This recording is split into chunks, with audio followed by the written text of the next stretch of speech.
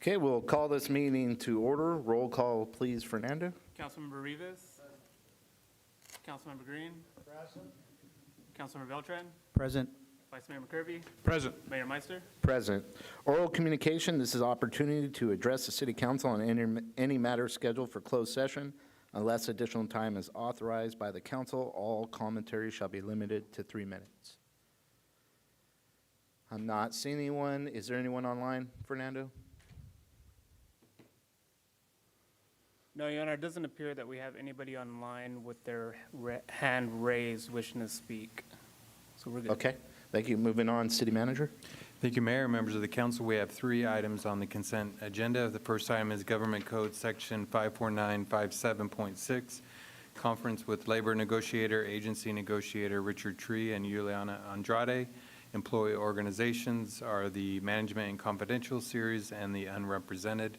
Item number 2 is Government Code Section 54956.95, a liability claim. Claimant is Luciano Moreno, agency claimed against City of Porterville. And the final item on the agenda is Government Code Section 54956.9D2, conference with legal counsel, anticipated litigation, significant exposure to litigation, 3 cases in which facts are not yet known to potential plaintiff.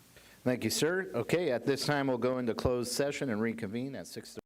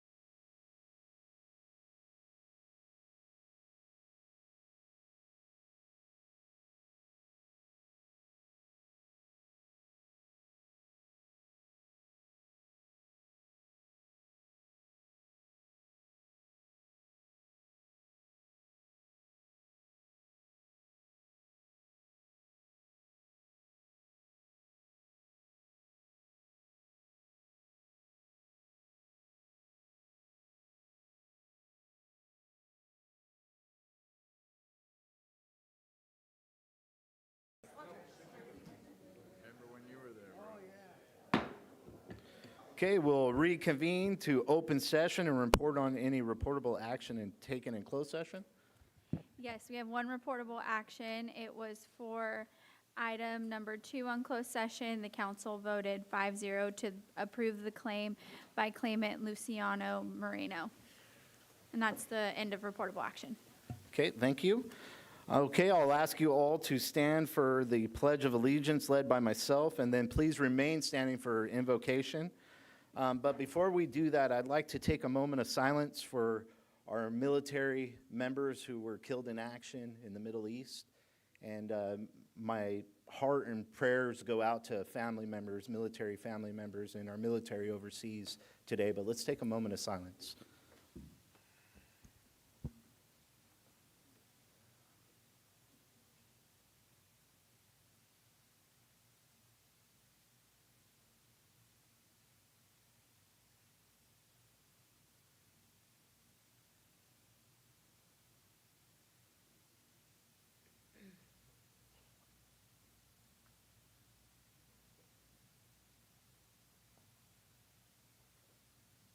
All right, let's do Pledge of Allegiance. Salute. Pledge. Pledge allegiance to the flag of the United States of America and to the republic for which it stands, one nation, under God, indivisible, with liberty and justice for all.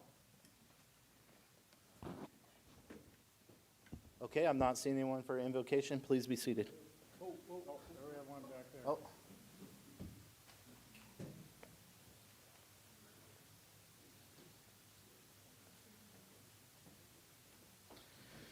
Father God, as we come before you tonight, Lord, we ask you to touch each in the heart that's here, God.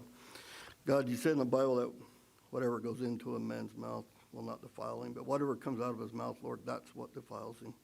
So, Lord, we pray tonight as people come up and speak, Lord, that they do it with love, compassion, understanding, and kindness. In Jesus' name, amen.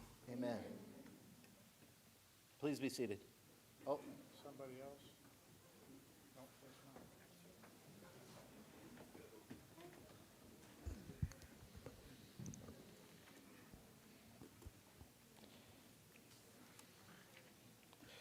okay, we'll move on to council comments. Councilman Beltran, do you have any comments? Councilman Green? Not at this time, Mr. Mayor. Councilman Rivas? No, sir.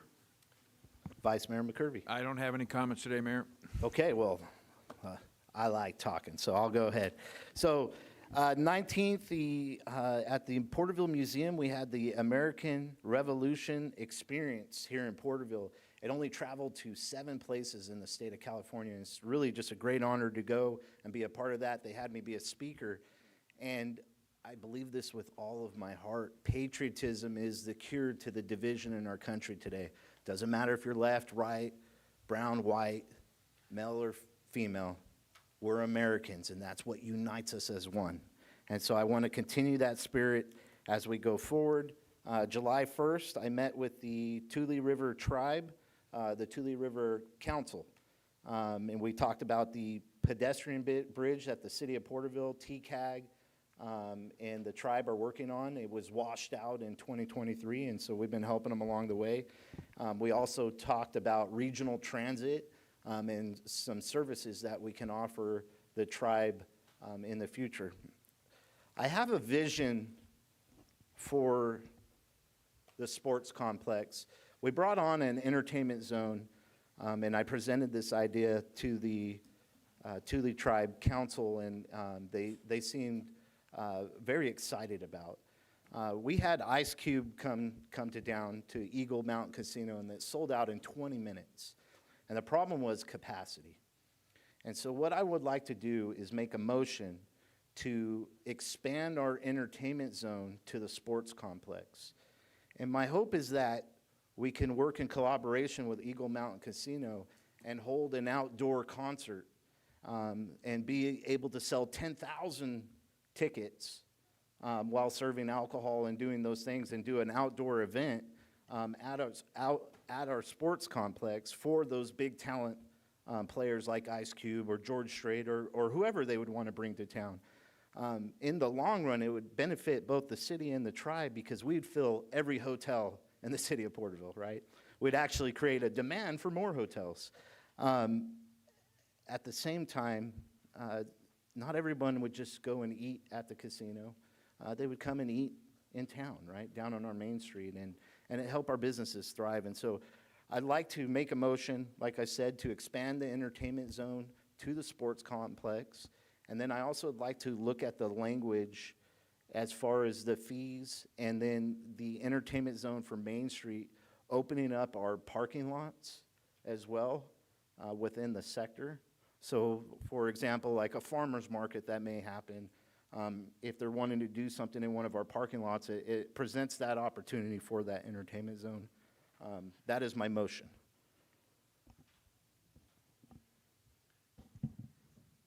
I would second that motion, but I would want to amend it a little bit. I would add that we probably want to consider other locations too, like the fairgrounds, so that we can make sure we have a comprehensive view. We did want to bring this back already to look at those things. We're just expanding this a little bit. So I know that's on a future agenda, but I would second that motion with that amendment. Okay, so looking at multiple zones, I like that, Vice Mayor. There's a first and a second. If there's any other comments, I'll call for the vote.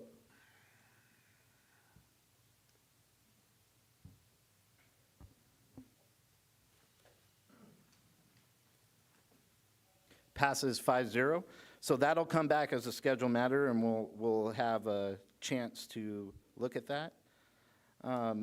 July 2nd, I met with, I see Pam Ennis and Brian Ennis. Pam Ennis is in the crowd now, but we talked about the connector road between Lombardi Street and Castle Street and trying to bring back that spirit and that communication to benefit our community in the long run. So I really appreciate their leadership and open communication and trying to come up with a plan to solve a 20-year problem that is not the Ennis's fault or the city's. It's something that we inherited. So July 3rd was the Freedom Fest. We're going to have a presentation on that. I won't talk too much to that, but 30,000 people was the numbers that were projected as far as the amount of people that were out there. So, and that's at the sports complex and surrounding area. Really a great event, great turnout. June 23rd, July 8th, and July 16th, met with multiple members in our community talking about the Christmas parade, trying to keep that heritage, the spirit of Porterville alive with that event, talking with Chamber of Commerce, of them running an announcement booth, the city running an announcement booth, and working together. And we also talked about Porterville leadership. I think it's important to keep that going forward. It's coming back. It was lost for a year or two, and Chamber of Commerce is leading and trying to bring that back, and I think it's good that the city works together with the Chamber of Commerce. And then, of course, the downtown committee will lead the way on the Christmas parade and how we're going to go forward with that. So really looking forward to some of those events coming up in the future. Okay, with that, we'll move on to presentations of Freedom Fest. Thank you, Mayor, members of the council.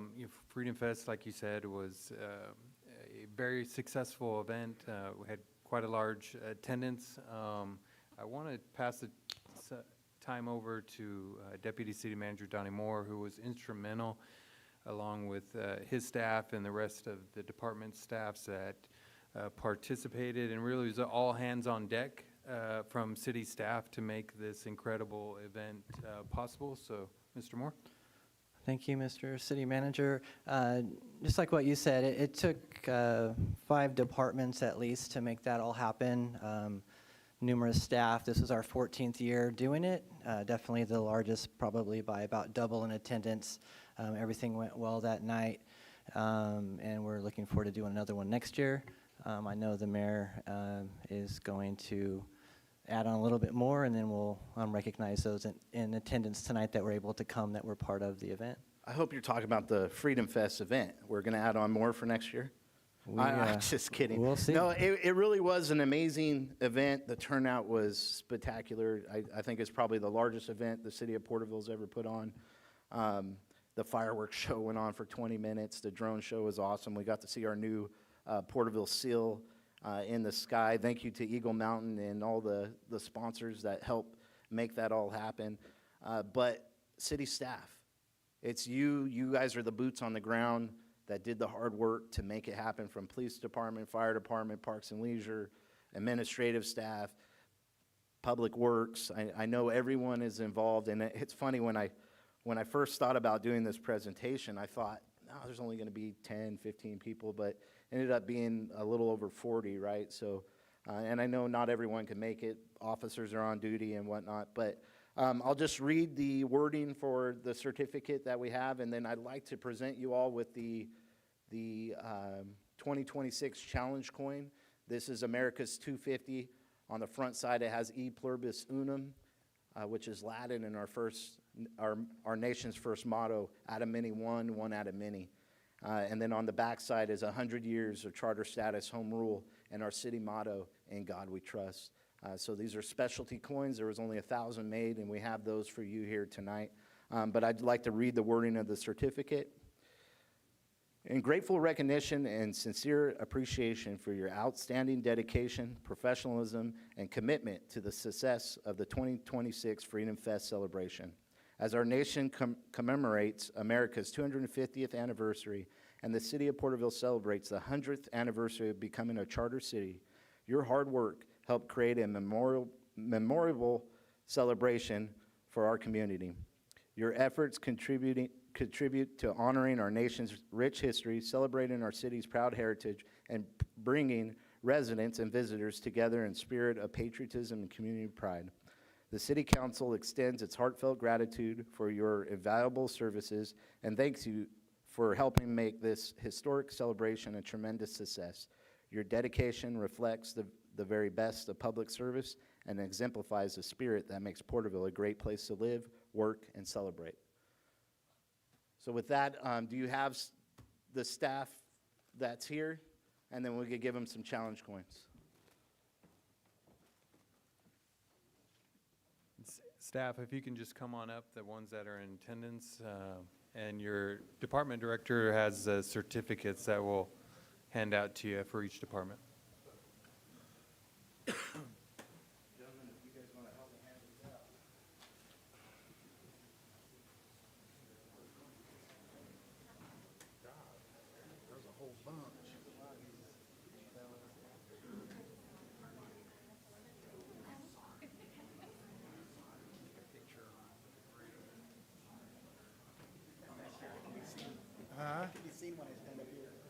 That's true, but you know, see what help her up.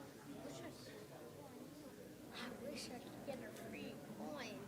Dang it. Dude, I love those coins so much. I wish I could get one. Maybe in the next one.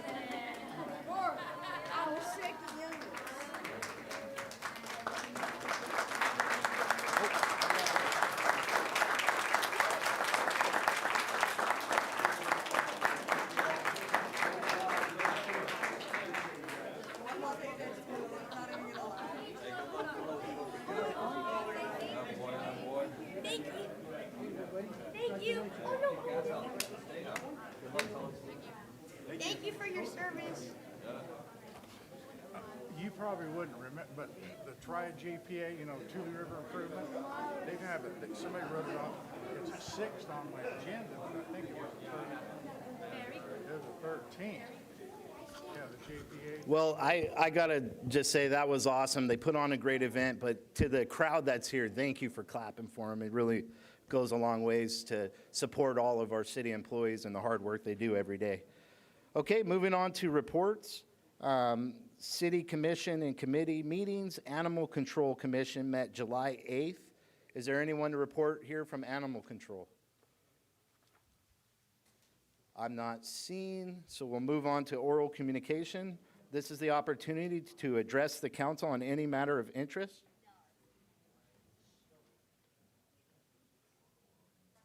There is no recognition for Your Honor, if I may, really quick before we get started. I'll address it right Okay. now. So this is the opportunity to address the council on any matter of interest, whether on the agenda or not. Please address all items not scheduled for public hearings at this time. Unless additional time is authorized by the council, all commentary shall be limited to 3 minutes. Fernando, what I'm thinking is we'll do 5 here and then 5 online if there's that many speakers online. Yes, Your Honor, it does appear that there are at least 5 individuals. Just before we get started, though, I do want to indicate for those that are attending online, if you wish to, please indicate that you want to speak by raising your hand through the Zoom webinar. And if you're calling in, to please press 9 to do so that as well. Those of you who do not do that or indicate that, we will go ahead and not let them speak. Okay, thank you, Fernando. Go ahead, ma'am. Diane Wagner, 3 minutes. That's what residents get to give their opinion about items on the agenda, including scheduled matters and any other issues they want to talk about. That's 6 minutes a month. I'd respect that rule much more if it applied to everyone up there too. So let's hold this dais to its own rule. Residents don't get to filibuster. Council shouldn't either. I've watched members of this council turn away from the agenda and address residents directly, not through the chair, not through staff, but straight at people in the audience, like this podium is a debate stage instead of a public meeting. That is just not bad practice. That is a violation of the city's own procedural norms. The dais doesn't get to cross-examine the public. We don't get a microphone to answer back. That's not a conversation. That is bullying dressed up as engagement.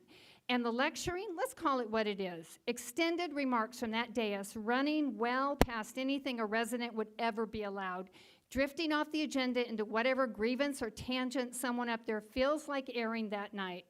If a resident tried that, the gavel would come down before the second sentence. And when unverified claims and conspiracy theories get repeated from that seat, amplified with the authority of this dais like they are gospel, that's not oversight. That's not leadership. That's not governance. That's noise and disinformation with a nameplate in front of it. And it burns the same clock you tell us is too precious to extend by 30 seconds so a resident can finish a thought. So don't tell us time is scarce and then spend it lecturing us, talking over us, or platforming theories that wouldn't survive a fact check. Apply the rule you enforce on us. Stay on the agenda, stay in your lane, and let the public actually finish a sentence for once. And one more thing, and I'll keep it short. Recording private conversations with residents, staff, or anyone else without telling them first, that's not a gray area. Under California Penal Code 632, recording a confidential conversation without the consent of everyone on the call or in the room is illegal. It's not a norm. It's not a courtesy, it's the law. And Mr. Rivas is on record saying that he is recording all his conversations. If that's happening, I want it on record tonight that we know and we expect it to stop. Thank you, ma'am.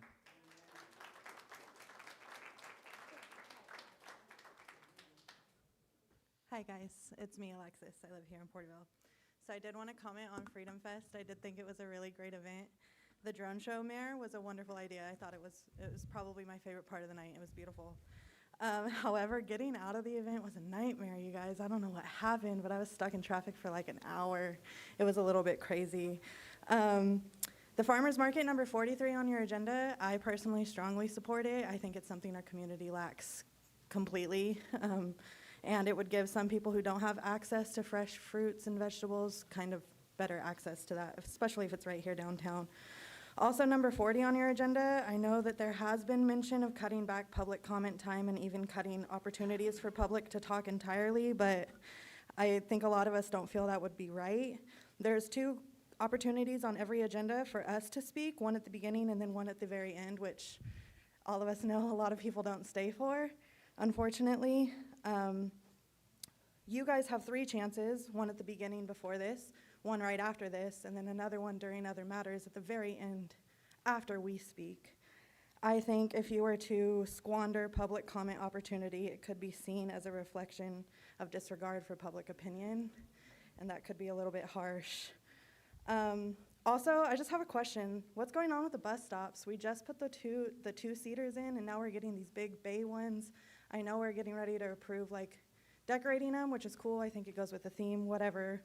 But I thought we cut back down to the 2 seats to avoid getting the big ones for, like, homeless issues, I think was the citation for not getting the large ones and instead cutting down to the 2 ones, but now we have both, so I'm a little confused on why.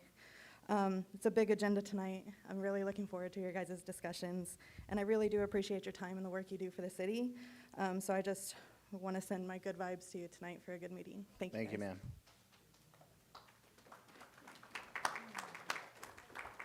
Good evening. My name is Deborah Roman.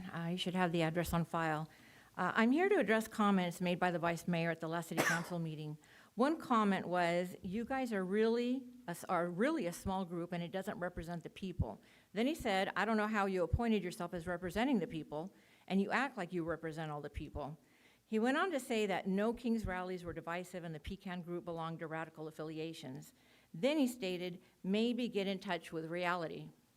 Let me tell you my dose of reality and when it hit. It was when I was made aware of vile racist comments that Ed McCurvey made towards Milt Stowe, a former council member, mayor of Porterville, and an extremely honorable human being. That really got my attention, and I began to attend these meetings, and I've been here ever since. I was brought up with a Mexican saying, and some of you maybe have heard it, Dime con quien andas y te diré quién eres. Translated to English means, tell me who you walk with, and I'll tell you who you are, suggesting that a person's character and values can be judged by the company they choose to keep. Now talk about a wake-up call.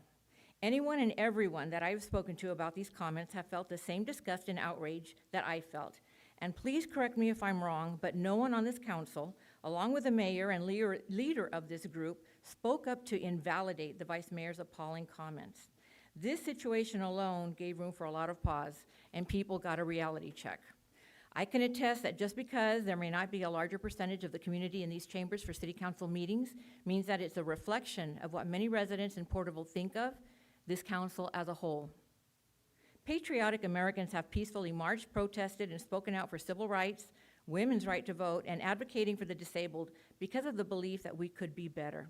I've stated before that I have many family members who served and continue to serve, and I'm talking about immediate family members.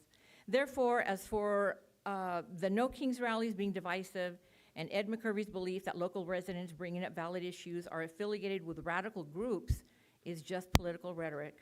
Being patriotic and loving the city of Porterville means that we support all of Porterville's residents and believe that this city, its businesses and employees are worth fighting for. Thank you.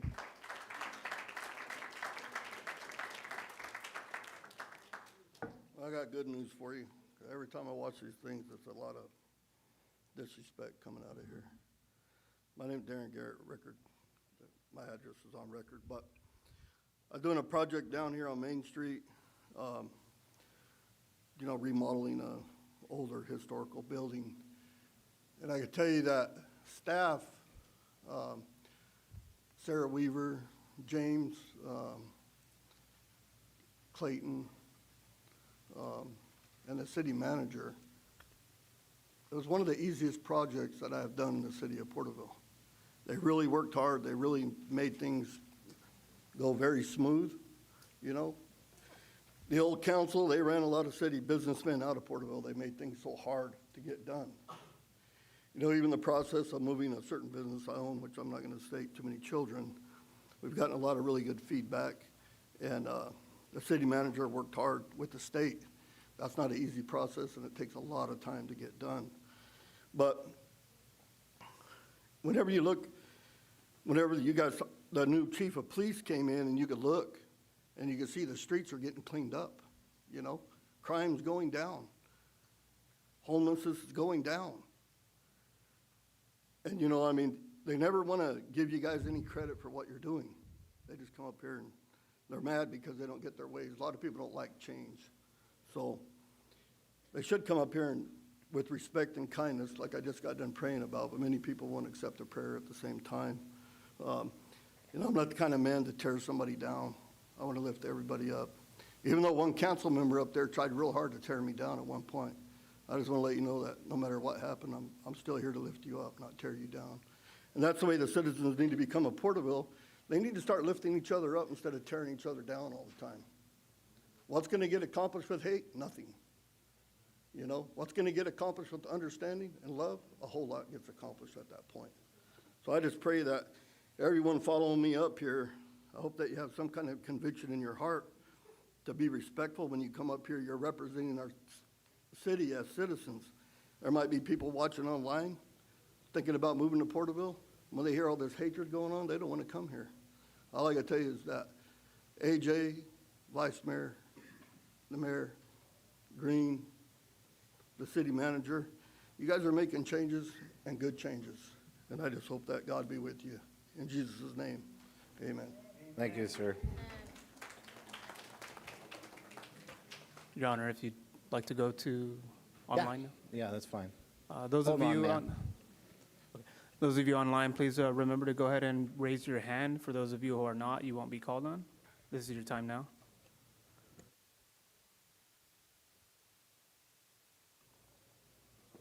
Your Honor, I don't see anybody on, so we can continue. This is going to be fun. Go ahead, ma'am. I'm here today because I heard the city has put up 16 flock cameras. I'm here because I oppose that move that the city made, and I think they should be removed. Ma'am, can you state your name for the record, please? My name is Cecilia Chavez. I recently found out flock cameras have a free-form search tool that enables police to search for individuals, not just license plates, but individuals. Whether it's based on the clothes they're wearing, tattoos, their height, the accessories like a backpack, a hat, whether it's they're riding a bike or walking, the color of their hair, they can search for anything on the free-form search tool that Flock has. So my story is a few years ago, the Porterville Police Department came to my house, and it was Sergeant Eric Martinez came into my house, knocked me down while I was holding my 9-month-old baby. He dragged me out of my house 20 feet. He's a sergeant. That's Sergeant Eric Martinez, meaning he had been promoted in your city police department, and that he supervises over other officers. A little after, my lawyer contacted the city's lawyer. Sergeant Eric Martinez had seen my brother in the hospital, and he asked my brother about me, where I was. Why does Eric Martinez need to know my whereabouts? Because he's corrupt. And now him and other officers don't have to go ask around. They could perform these searches at their desks, on their computers, on their laptops. Flock probably has a phone app. I don't know. But the Porterville is supposed to be an all-American city. Instead, it's being turned into Nazi Germany. What does all-American city mean to you? Because when I hear that, I think of America, I think of the flag, I think of freedom. Freedom from police tyranny, freedom from government overreach, freedom from a police state where we are under constant surveillance. And with a corrupt police department, all your citizens living here are in danger of the police tyranny and acts that go against our civil rights. Thank you, ma'am.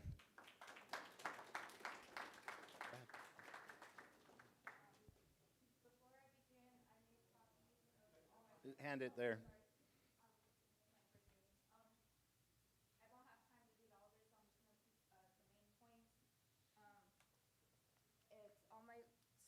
Ma'am, come up, state your name for the record, and then go ahead. My name is Michaela Franco. Flock cameras should not be allowed in Porterville, California. These flock cameras are a violation of privacy and violation of the Fourth Amendment. In the U.S. Constitution, the Fourth Amendment protects against unreasonable searches, seizures, and requires warrants based on probable cause. Flock cameras are also violating California state statutory laws, California Civil Code, Section 179890, by improperly sharing automated license plates with across state lines and out-of-state agencies such as California police databases. This has led to more violation in California statutory state laws by exposing California drivers' information to federal immigration such as ICE. On February 26, 2026, Parliament class action lawsuit was filed against Flock Safety for violating California's privacy laws, including ALPR Privacy Act, illegally sharing license plate data with out-of-state and federal law agencies. These two police departments and other federal agencies are using flock cameras are actively committing crimes under Title 18 U.S.C. Section 242. It makes it a crime for a person acting under color of any law willfully deprive a person of the privilege or protected constitutional laws of the United States. In other words, under federal law, Title 18 U.S.C. Section 242, it's a criminal offense for any under authority, such as police officers, to deprive someone of their constitutional rights. By violating the Fourth Amendment, you are taking constitutional rights away from the people, preventing them from using their Fourth Amendment right. If these flock cameras get put up, they are letting the Porterville Police Department commit crimes against the people of California and are letting them violate our constitutional rights. Police officers are supposed to enforce local, state, and federal laws. How can we trust our own police department if they are actively committing crimes and breaking the law? Page 2 to 3, I gave examples of how they are misusing flock cameras. Page 4, I gave a list of why it's wrong to put them up and why we shouldn't have them. So here's my conclusion. Flock cameras should not be allowed in Porterville, California. It violates state laws, privacy laws, and constitutional rights. These flock cameras are being misused all over California state and all over the United States by violating the Fourth Amendment. We, the people, are losing our freedom. Our constitutional rights are in danger, and so is our freedom. We are not property. We do not need to be watched. We deserve to live a life without fear. I want to leave on this note. If something is causing more harm than good, is it really that good? Keep the flock cameras out of Porterville. Thank you. Thank you. Mr. Coons, do you want to go ahead and come forward? Or you're, all right, perfect. I'm not going to hold you guys here all night. Okay. Good evening, Mayor and the City Council. My name is Krisha Copeland. I'm here tonight as a parent for the Porterville Little League 11U All-Stars. Our boys have done something pretty incredible. They won the District 34 and Section 7 for the Little League, taking us to state, which has not been accomplished by a Porterville Little League team in about 9 years. Outstanding. We have 12 families that will be traveling to Folsom to represent Porterville this Friday. Between the hotel cost, the gas, taking time off for these families, it's going to add up very quickly. Some of these families can cover those expenses, but as a team, we decided that we wanted each player to achieve the same experience. Therefore, we are fundraising as a team. Sorry. We want every family to feel that they are part of this, regardless of the cost. With only a week for each player, we've been asking local businesses, as far as Fresno as well, to ask for donations and sponsorships for our team. Everything is going to our Little League and dispersed to our team so that we could travel. We're here tonight to ask the city for consideration for a donation for our team. Every dollar will help these boys. We're also asking anybody that is watching via YouTube, if they'd like to contribute, they could find us on Facebook and Instagram as well. I'd like to end with this. This chance to represent Porterville at a state tournament wasn't bought, it was earned. These boys have spent years practicing, learning, and working hard to get there. They have also been supported by countless volunteers, coaches, parents, and community members. By giving their time to each of these students, or each of these kids. This weekend, they will wear Porterville across their chest. It will represent all of us out there. It is something to be proud of, regardless of what happens on the field for them. We are all very proud of them, and we want the community to know that as well. Thank you for your consideration. However, time is running out on the board, and time is running out for us to leave.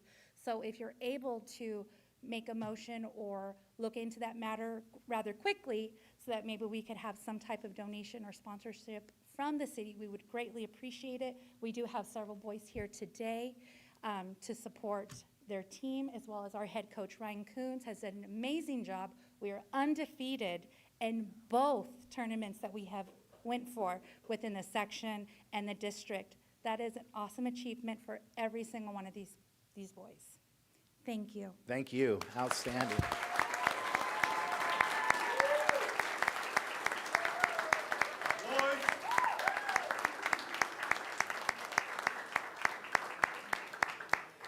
Good evening, Mayor, council members. My name is Lupi Acosta, and my address is registered with the city. I'm here in behalf of AME, the Association of Mexican American Educators, and the reason I'm here today is that I'm asking for you guys to approve a fundraiser that we want to do. It's called El Grito Fun Run, which is a run that we would like to sponsor on the Tule River walk pathway. And basically, our little association consists of 20 members that are teachers, principals, retired teachers, who our main purpose is for us to fundraise money to give scholarships to the local students in our high schools. This year, we granted 650 scholarships to these students to either a trade school that they want to go to or a college that they want to go to and stuff. And we would eventually like to be able to give them like $1,000. So this year, we brainstormed within our little team about what we could do to raise more money, and we were looking at a fun run. It's open to the public. It's open to children and adults. Whatever funds we receive from this run walk, it would all go to our scholarship donations at the end of the school year. So why I'm here is I'm asking for you guys to approve number 32 on the agenda for us to be able to hold this fun run. It's good health for people who go out there. They can run, they can walk, and like I said, all of the money that we generate, it all goes back into the community to these students so that they can get more scholarships. Thank you. Thank you for those comments.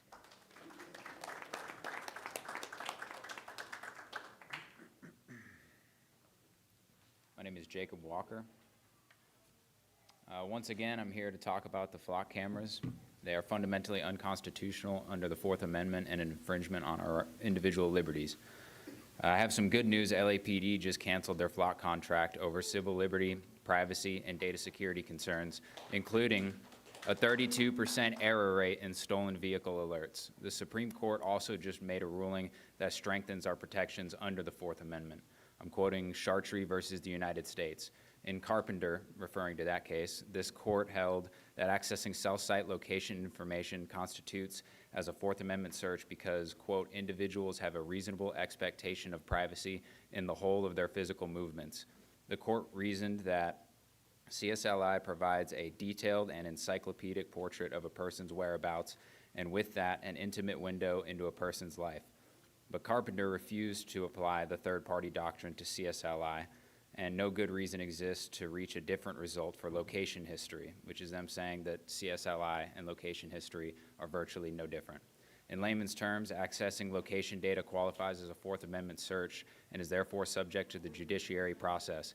Using our big brains to understand this, when an officer or official that has access to flock systems uses it to conduct a search on an individual in their vehicle without a warrant, this is a violation of the Fourth Amendment because they are accessing location data for a purpose that would be considered arbitrary without a warrant. Well, maybe these cameras don't technically qualify as acquisitioners of location data, but Porterville's flock contract says otherwise. In the Flock OS features section, it describes the capabilities these cameras have and how law enforcement can use them.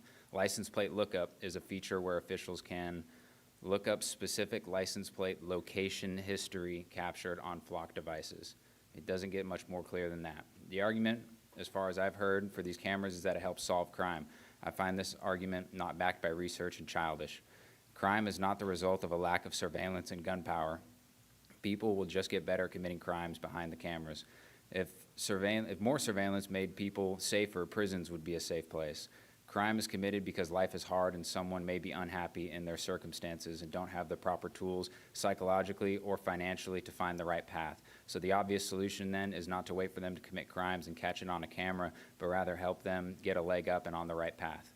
Council members, help improve the lives of the citizens and youth through education and opportunity, and you won't have to waste $240,000 on stripping them of their rights just to capitulate to an eager authoritarian police state that is now classifying we the people who oppose a loss of essential liberties as domestic terrorists. Cancel the flock contracts now. Thank you, sir. Honorable council members, my name is Susan Janoko. At this time of our 250th anniversary of our founding of our country, we pause and to think about some of the reasons why our founding fathers and mothers decided to take the risk of rebellion against the King of England. One of those reasons was that the Redcoat Army was housed in the homes of the citizenry. And this was objectionable, and it finally resulted in a part of the Constitution, meaning that we should be free of unreasonable search and seizure. The Redcoats would have said, well, if you've done nothing wrong, you shouldn't mind me looking at you, seeing who you associate with, where you come and go. And that is a false argument. So I think it is very simple to understand the threat that flock cameras make to our basic constitutional idea of freedom of unreasonable search and seizure, freedom of privacy, and confidence in our personal being.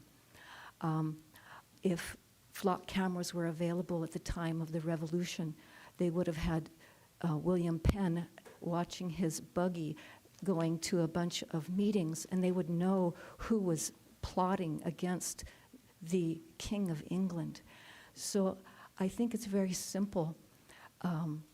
We have to protect our freedom.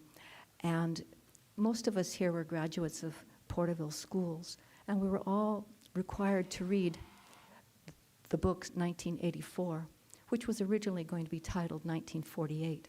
And in it, there were cameras everywhere. And the author found one corner of one room that didn't have a camera that he could write in his diary. And I hope we do not go back to this idea that we should be surveilled wherever we go, that these information will be on the internet, and once it goes on the internet, even if it's going to an individual's desk, you can never reclaim it from the internet. And we know that it may be used for purposes other than which it was originally intended. So I feel it is very simple. To be safe in my person, I should not be followed by a camera or anyone else without probable cause. And a camera cannot determine probable cause. A camera cannot be a court order.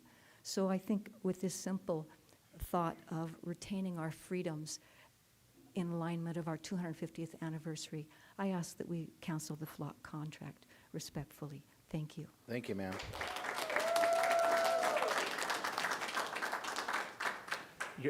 Your Honor, just before we get going, that's the 10th speaker, and I just want to indicate there is still no one with their hand raised online. Okay, thank you. Good evening, council. My name is Ed Patino, address on file. Good evening, members of the community. Tonight I'd like to talk about someone whose life reminds us what public service is truly about. This is someone who spent decades believing in children before they believed in themselves, someone who celebrated every small victory, comforted broken hearts, encouraged dreams, and helped shape the character of thousands of young people. The lessons she taught extended far beyond reading, writing, and arithmetic. She taught kindness, compassion, perseverance, and that every person matters. If you lived in Porterville very long, there's a good chance you know who she is, and your lives may have been touched by her. She may have been your teacher. She may have taught your children. She may have taught your grandchildren. She may have taught someone sitting on the dais tonight. Her fingerprints are woven into generations of this community, quietly shaping the people who now call Porterville home. Most people would say they earned retirement after a career like that. She didn't. Instead, she found ways to serve.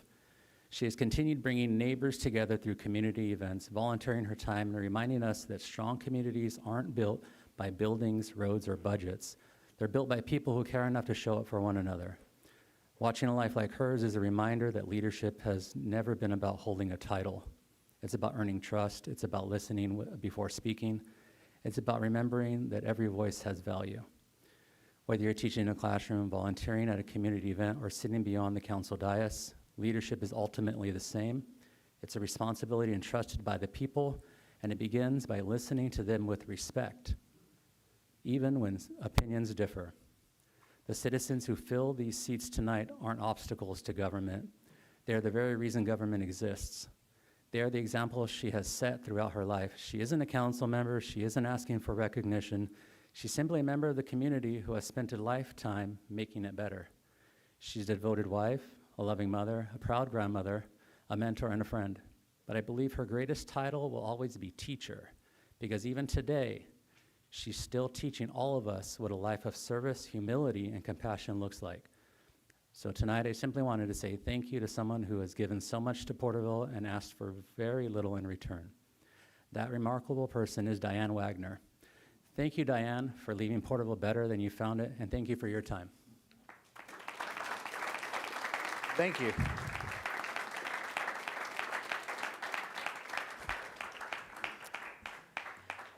Good evening, Council. I'm going to address something that Mr. Meister, Mayor Meister, holds near and dear to his heart, and that's the saying, the motto, E pluribus unum, which, as he said, does literally mean out of many, one. The U.S. in the past has been compared, or sometimes called, a melting pot. Get all these different things, put them together, and you melt them. In a sense, some of those things lose their identity. I think maybe a better comparison or analogy would be a quilt. Get a little piece of this, you put all these different pieces together, and you have a quilt that provides safety, comfort, makes you feel good. The quilt of America consists of all these cultures. Started off when the colonials came. We have different backgrounds, different languages, different ethnicities, different religions. They all come together to make one people. The people united by good ethics, integrity, honesty, high standards. That's what various council members have mentioned as patriotism, what America should stand for. So all those positive qualities. So we should remember to emphasize those things. Out of many, one people. Don't have the division as far as sexuality, gender, race, language, economic situation. None of those things should divide us. Where do you live in town? It doesn't matter. We are people. We are a community. We are one. What we do here in Porterville is a microcosm of what should be happening in the country, and in some places is happening. We need to advocate for each other, work for each other, stand up for each other. We are people. We, through our taxes, support this community. Please treat us all, even if you disagree with us, especially if you disagree with us, treat us all with respect and dignity. I want to close with a quote from Vice Mayor McCurvey from the May 26th meeting. He said, quote, "Multiculturalism is a weapon of mass destruction. It is not." Thank you. Thank you, Karen.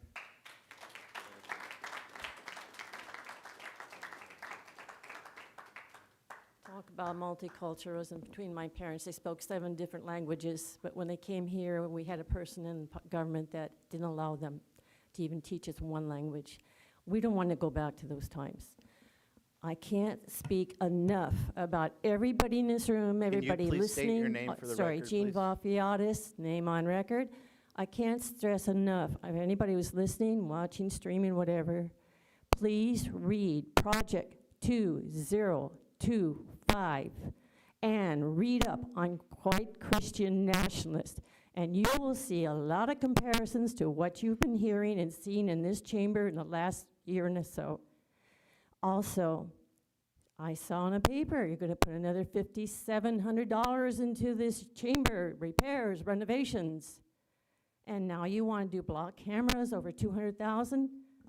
Where's the library money? Have you even put one dime in the past year and a half into our public library? Thank you. Thank you, Jane.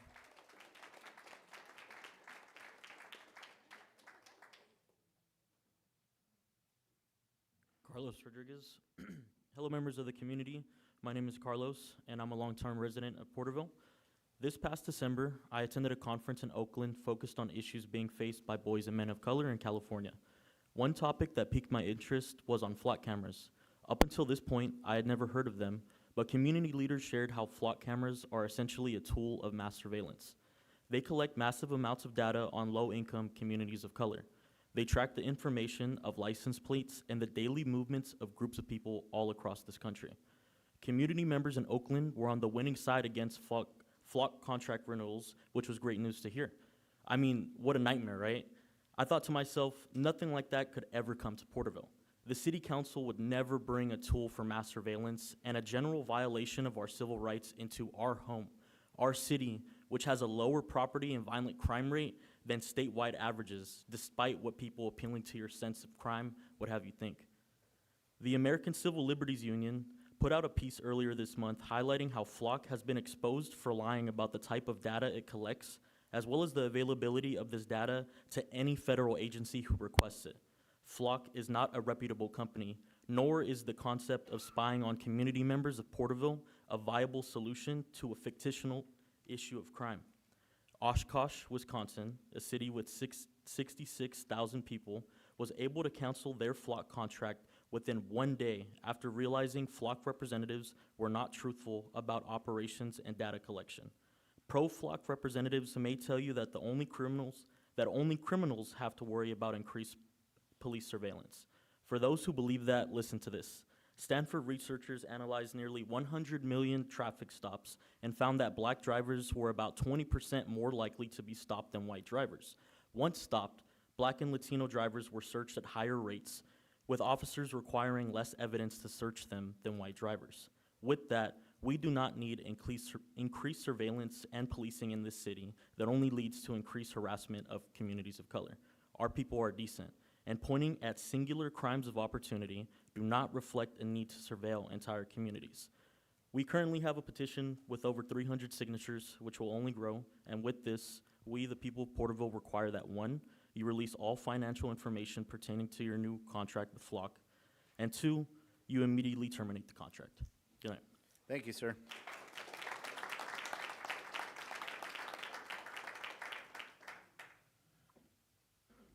Garland Gifford. Thank you, council, for taking the time to hear us tonight. I live at 100 South Westwood, senior citizen mobile home community. And we noticed that you're going to be discussing what could be done with the failure of taking advantage of the senior citizens of this community. Our rents in less than 4 years have gone up over 30 to 35, 40%. That's for a lot of men and women that are on fixed incomes cannot afford.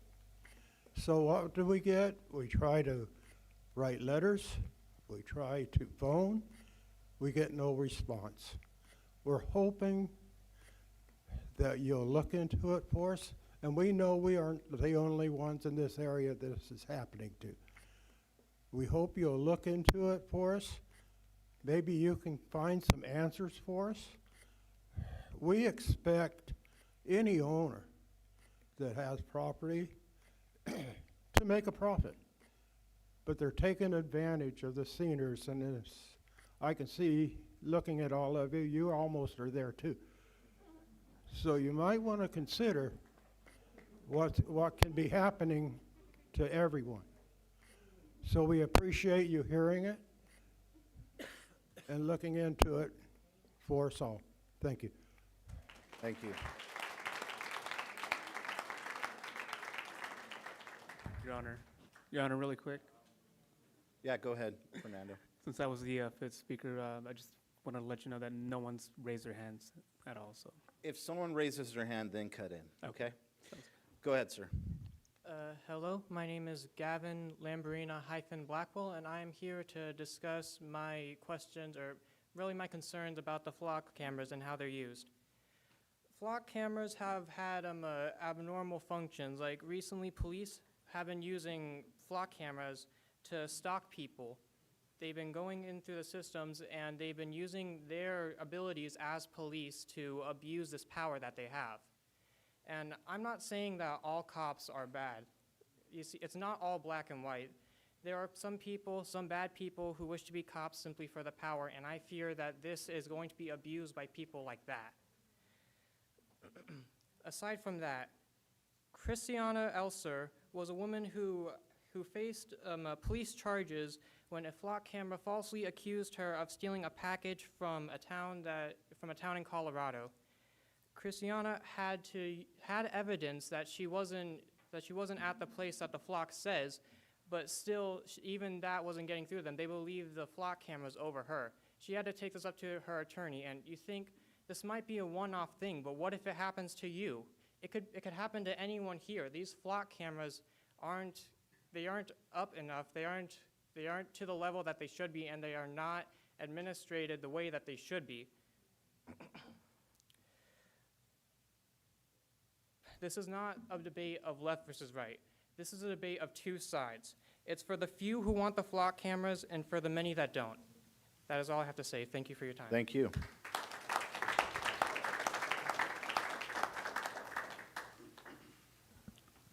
Good evening, Mayor Meister and council members. I'm Rosemary Gifford, and I am a resident of Westwood Mobile Home Park at 100 South Westwood Street, Porterville. On February 18th, 2026, I sent the following letter to Legacy Communities, LLC. As I walk through the Westwood Mobile Home Park, I have been approached by numerous residents concerned about the rising rent cost on our lots. We all understand that Legacy Management is a profit-based corporation, and we do not resent businesses earning gains, but we do resent the fact that the rising rental rates are causing undue stress and instability at a time when we are most vulnerable. Many of us question if you understand that the majority of us depend on our Social Security funds or our fixed retirement pensions. In addition, 80% of this community are over the age of 65 and dealing with health issues that accompany advanced years. Therefore, employment to supplement our incomes is not an option. After some research, I have found that the amenities of Westwood Park are comparable to several other parks in the area, but Westwood Park has the reputation of having rental fees that are exorbitant for this area. I've been told that the fees in the other parks are raised per month, $12 to $40 per month per year, assuming that the residents are not placed in a taxing situation. Please be reminded that we are situated in Tulare County, a low-income farming community ranked as one of the lowest earning counties in California. Not only are the increased lot fees a burden on the inhabitants of Westwood Mobile Home Park, but it has become troublesome for the real estate agents who are contracted to sell these units. I've been told by Carrie Acosta from Robin Real Estate and Lynn Trice at Melson Realty that there is sufficient interest in the open houses, but once the monthly lot fee is addressed, the prospective buyer becomes disinterested. Many realtors have had to offer incentives such as 6 months free rental fees, and yet the units may sit empty for a year or more.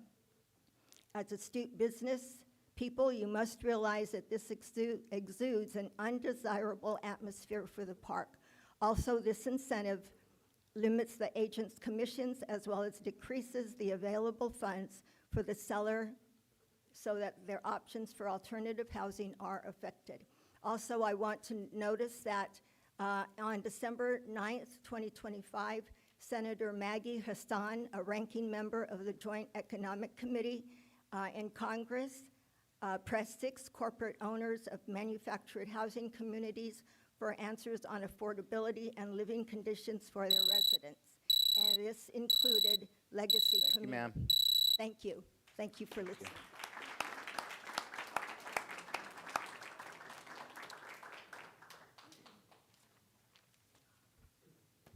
Hello.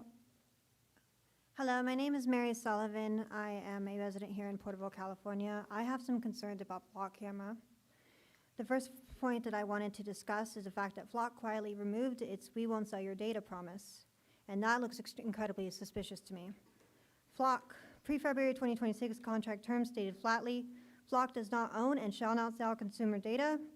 The source is Moline, Illinois FAQ. On February 16, 2026, Flock rewrote its terms and condition and quietly deleted the phrase, Flock does not own and shall not sell consumer data entirely from their TOS. And that source is the American Civil Liberties Union. Flock's public marketing was left unchanged, so they didn't even inform anyone that they took it out of their contract, and that honestly causes a lot of suspicion for me. The other thing that I'd like to reiterate on is several of the other people here have mentioned. There is at least documented 22 cases nationwide of Flock being used to stalk ex-partners by police officers. Now, I am from a family with law enforcement officers, and I'm very proud of the service that they do. But that's not to say that anyone who wants to use my data or anyone's data, especially a woman, to feel afraid that someone's going to use that data to harm them. And so I'm going to make that point. And at least we found 22 cases nationwide of officers using Flock to stalk their ex-partners. And that source is Institute for Justice. And then the last thing I wanted to mention, if I have the time, is that Flock has already been used to track protesters and activists. As far as I'm concerned, this is a society where freedom of speech is respected amongst people. And the Electric Frontier Foundation and National Watchdog Group got a hold of police records and found at least 50 law enforcement agencies across the nation have used ALPR technology to search for people attending protests. The source is Electronic Frontier Foundation. As somebody who has always been involved in the community, I love Porterville. Porterville is where my family has lived for multiple generations, and I just do not feel comfortable with this. And I came here today to make my voice heard for myself and the people of Porterville. Thank you so much. Thank you.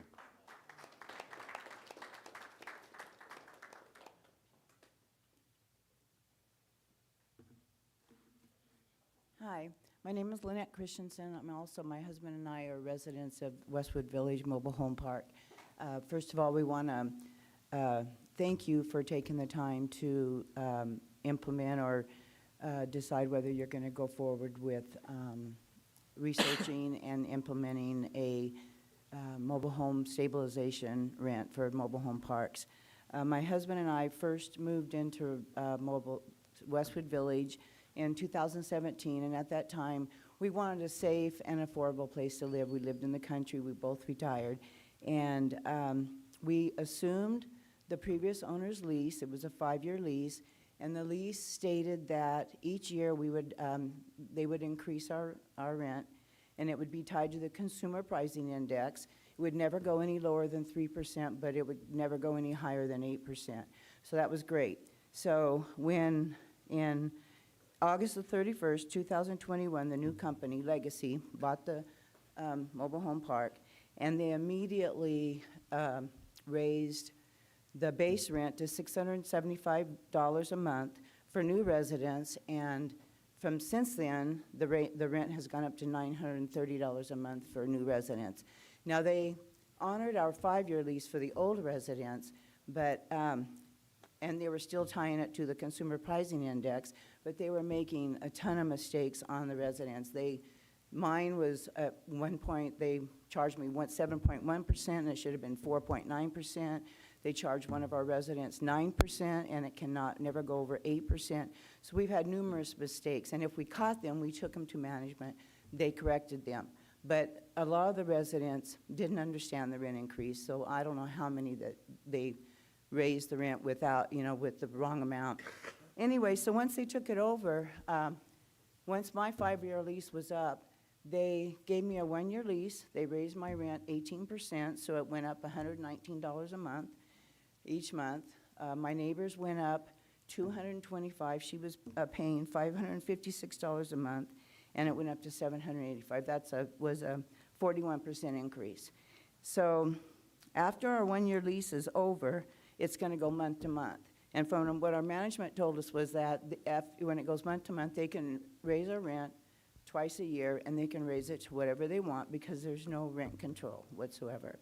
So we are all concerned because some people are already paying $930 a month, and then every year it's going to go up. So the management said it would go up 8%, but in 5 years, those people's rent's going to be $1,500 a month. And that's ridiculous for a mobile home park, especially if they have a mortgage on their mobile home. So we are thankful that you guys are considering this, and we hope we can go forward with this. Thank you, ma'am.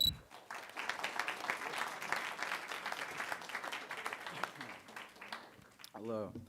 I want to start by saying this is not a courtroom, so I decline to state my name for privacy reasons. And I've been born and raised in this town, and one of my favorite things to do since a child is to be in my backyard. There's something about being in your own space surrounded by walls or fences that make you feel safe and protected. And being in a small town, sometimes that's the only place I want to be because, as we know, oftentimes our private lives are a little too public for our liking. I like my privacy just like I like the fences in my backyard, and I'm sure other people would agree. And over the years, I've noticed a trend. What was once private has become more public, and a lot of it is due to our advancements in technology, such as smart devices, internet, and AI. And now I know that people willingly post and share private matters on public media platforms. That's not really the problem I'm concerned about. It's more how much access do we allow these private companies to have to our data. Such as Facebook, they've been caught selling our data to outside sources in the name of advertising, allegedly. And with the recent rollout of AI and data centers, we have to trust that the people behind these computers and the investors won't do anything with our data that would invade our privacy. I wasn't too worried about this until I saw the city's recent installment of flock cameras under the guise of security and safety. You look Flock up online and you see that it is defined as a specialized AI-powered automated license plate reader that instantly captures the license plate, vehicle make, color, and unique features of every passing car. But how thin is the line between surveillance and an invasion of our privacy? There has been endless books, movies, and shows that depict a dystopian society which is usually ran by a surveillance state where there's cameras on every street corner, microphones in every home, a file on every individual, criminal or not. It doesn't look like we are too far off from fiction becoming our reality. You don't need to be a criminal to be concerned. These cameras have entered our backyards, figuratively speaking, and are tracking not only criminals, but regular law-abiding citizens, even our children. How can we trust that local law enforcement and private companies who have access to all of our data will use it for our interest and not for corrupt or otherwise nefarious reasons? We can't. If you need to invade our privacy to do your job, you're probably not doing a very good job. How would you feel if we tore down the fences in your backyard for everybody to see what you are doing, criminal or not? You wouldn't like that. Not only do they have files on us, but you as well. And when these big tech companies go further with their data collecting, it's not long until they fully fund a surveillance state that not only takes over our town, our county, our state, or our nation, but even the world we live in. Only God knows everything. God knows all. Leave the surveillance to him because no one knows better than him. All praise to the Most High. Thank you. Thank you.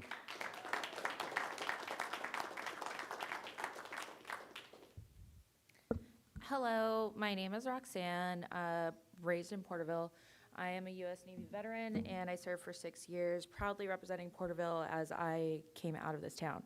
I came to speak on Porterville's contract with Flock as it's fundamentally wrong and predatory towards our everyday people, and it goes against our Fourth Amendment rights. It leads to safety and privacy concerns, legal violations, and quality of life concerns. I have lived most of my adult life in cities where when I come back to town, people ask me all the time, how could you live there? It's so packed, everybody's always in your business. And things like these Flock cameras really lend that idea of being watched in our small town. So there are a few things that I do have concerns about regarding these flock cameras, that being the learning curve of our Porterville staff, understanding the data privacy concerns, as well as who has access to these things, where they will be stationed at. Will they be around any children's schools, any type of place where a predator could have access to them through data leaks? I would also like to ask about the cost versus benefit. So if you catch however many people versus how many violations of the Fourth Amendment right that you're conducting. And I also don't think that this flock camera tool is too farly disconnected from the data center that's being proposed to be built at the Tulare County Fairgrounds. Cattle ranchers in Texas are reporting that they are having stillborn cattle births. And so this being a major ranching community, I think that both the flock cameras using the AI and the advancement of AI in Tulare County is just gonna lead to lack of water, lack of privacy, and a lack of security. That's all I have to say. Thank you so much for taking your time to listen to me, and I hope you make the right decision to cancel the flock contract. Thank you, ma'am. Brock Neely, address on record. On the flock cameras, in the last 30 days, there have been 140,803 unique license plates hits in Porterville. 662 were on hot lists. 172 unique searches were done on that data by almost every city in this state and 3 federal agencies. Now, what you received, the first page is 2 logos. One is your new 200 or 100 anniversary logo, and the other is a plagiarism of that logo that I'd like to know who paid for the artwork. The other page is 3 photos of unlawful use of this building for election purposes by the mayor. You cannot use this public building for any kind of election purpose whatsoever. Period. It's against the law. But you're like the guy in Washington, D.C. that hasn't seen a law he wouldn't break. Thank you, Mr. Neely.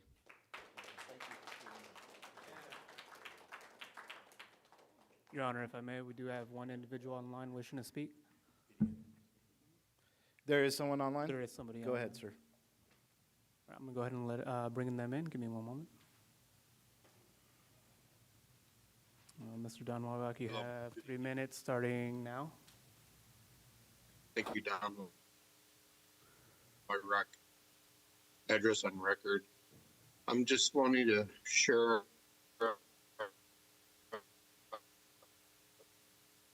a little bit about the flock camera. I recall when the city council received information about the opportunity for bus training on the methodologies that they would use and follow once flock was implemented in our city. If the council approved it, the council did. And we do have flock in Porterville.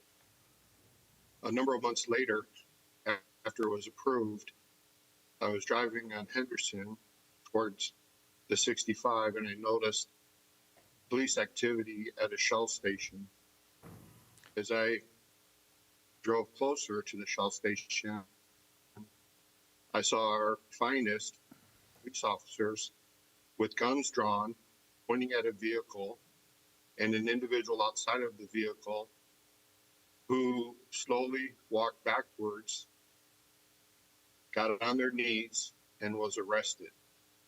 Owned by a known felon who arrived in Porterville to do who knows what, and they were taken off the street.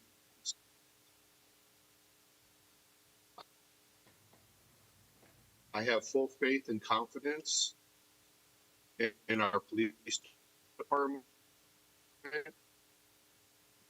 and their ability to manage the program properly.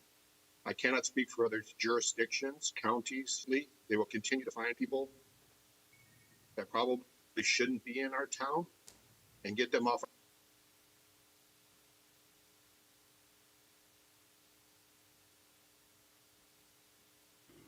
Is that it, Mr. Wyrock? That is, thank you for your time today. Thank you for your time.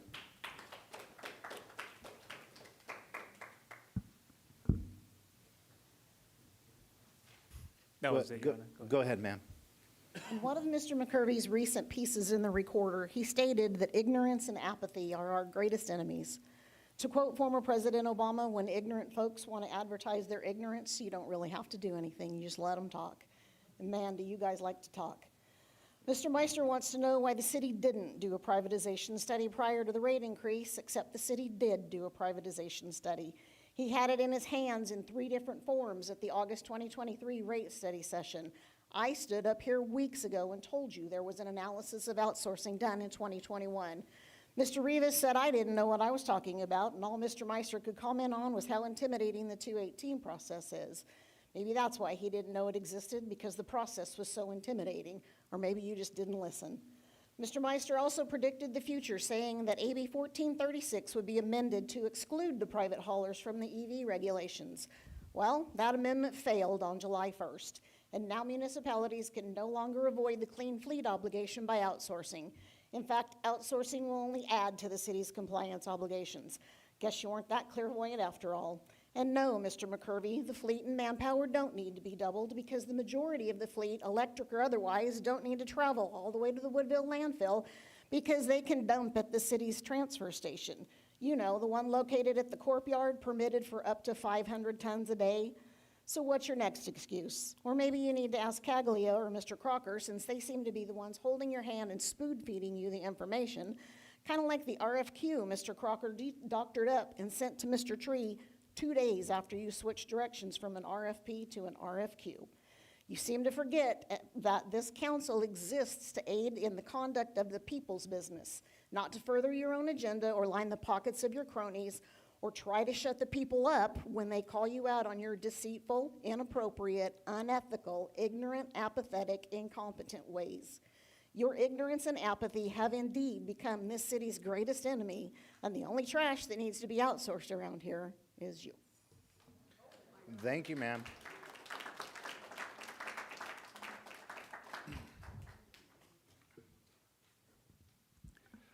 My name is Wade Southwick. I've been a Porterville resident for over 30 years. Limiting time for free speech is limiting free speech. And that is one of the first freedoms that fascism tries to eliminate.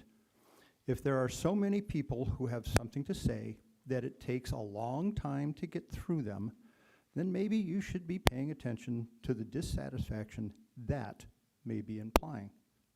Thank you. Thank you. 30 seconds.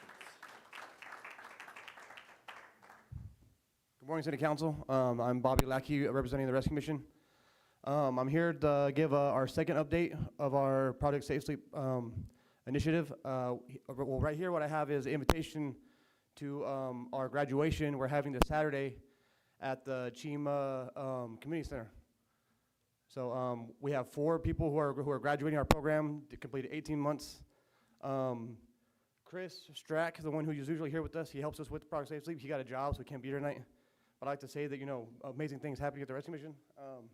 You know, we're trying our, I'm really, you know, thrilled to see people moving on with their lives and recovering. And this Project Safe Sleep is actually a first step to get into our program, one of our first steps to help them get to a point where they can thrive and flourish in society. So we have some people here who are gonna, like Michael Bricker here, he's gonna speak here in a minute about he's a new person helping out. And then we have Catalina and Christina. They're all helping with the Safe Sleep. So if you give them your time, I appreciate you giving me your time. Thank you.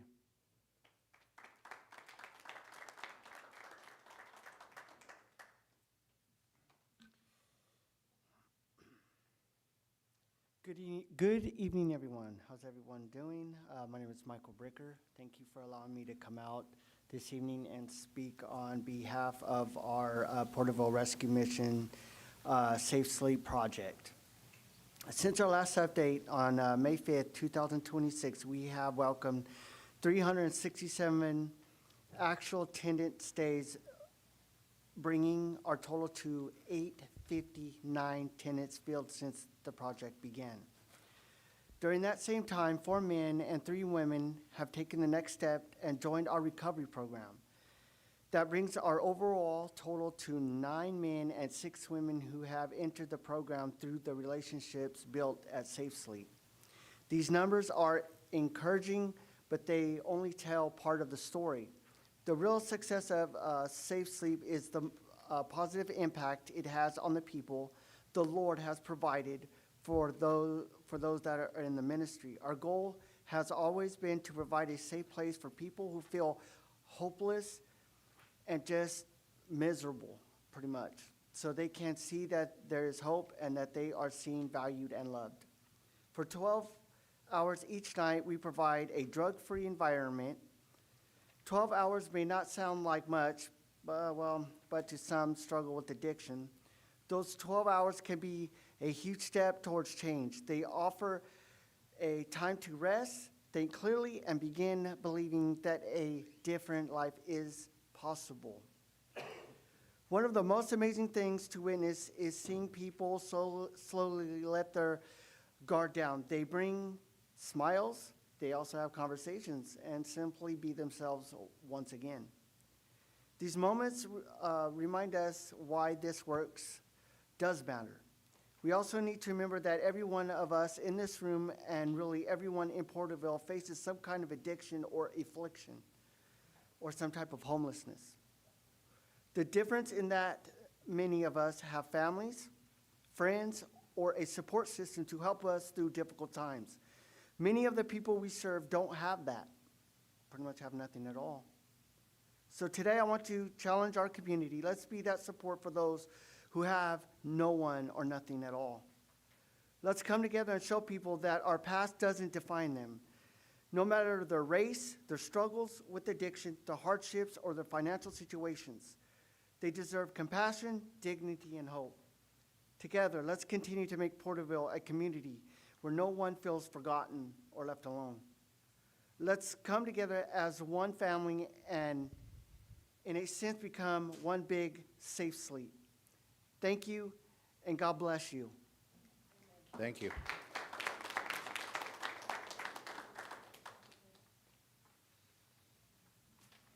Good evening. My name is Catalina Ramirez, and I just want to say I had a great time at Freedom Fest. It was amazing. It was a great experience. But I'm here on another note.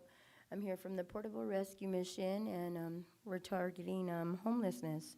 And together, we're trying to stomp out hunger, too, because in homelessness, and we're just providing a safe place for people to sleep, you know, and well, they come in, we do an intake, we search their bags. They're not allowed to have anything illegal, any paraphernalia, any drugs, or any, you know, we just lock away their bags if they have something personal on them that, you know, they don't want searched.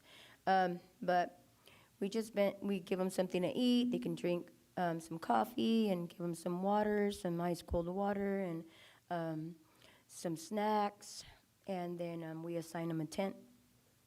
And I just want to give thanks to the pastor there that provides this, you know, who's very passionate, and of course the Lord too, because, you know, he's our main motivator too. You know, we all do it all for the glory of God. You know, we follow Christ. So, you know, we serve a God of love. So, you know, we just want to be a part of the community too, you know, and I just want to thank you guys for being up there, and, you know, and just smile, and just let you guys know that we're there to help. You know, the rescue mission is there to help, and we just want to keep on providing, and we just want to, to the community, you know, the homeless people. There's a lot of homeless people. You know, I went around the park, and there's a lot of homeless people there. There's still homeless people over there in the park, and so, you know, it all depends on, you know, how they feel, and if, you know, how safe they feel to come and ask for a tent. Sometimes they don't want to stay in a tent. They're not ready. So, you know, it all depends on them if they want help, you know, but we're there to help. That's all I'm going to say, and I just want to thank God for everything, and for helping me be a service. And I just want to wish you guys a good night. Thank you. Thank you, ma'am.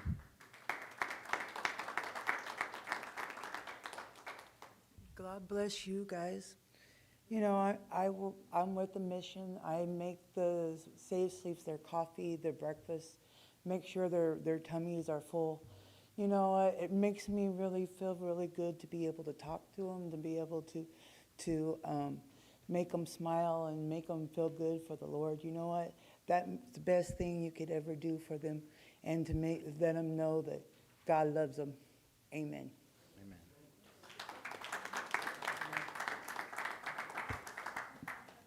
Good afternoon, gentlemen. Taha Saleh, address on file.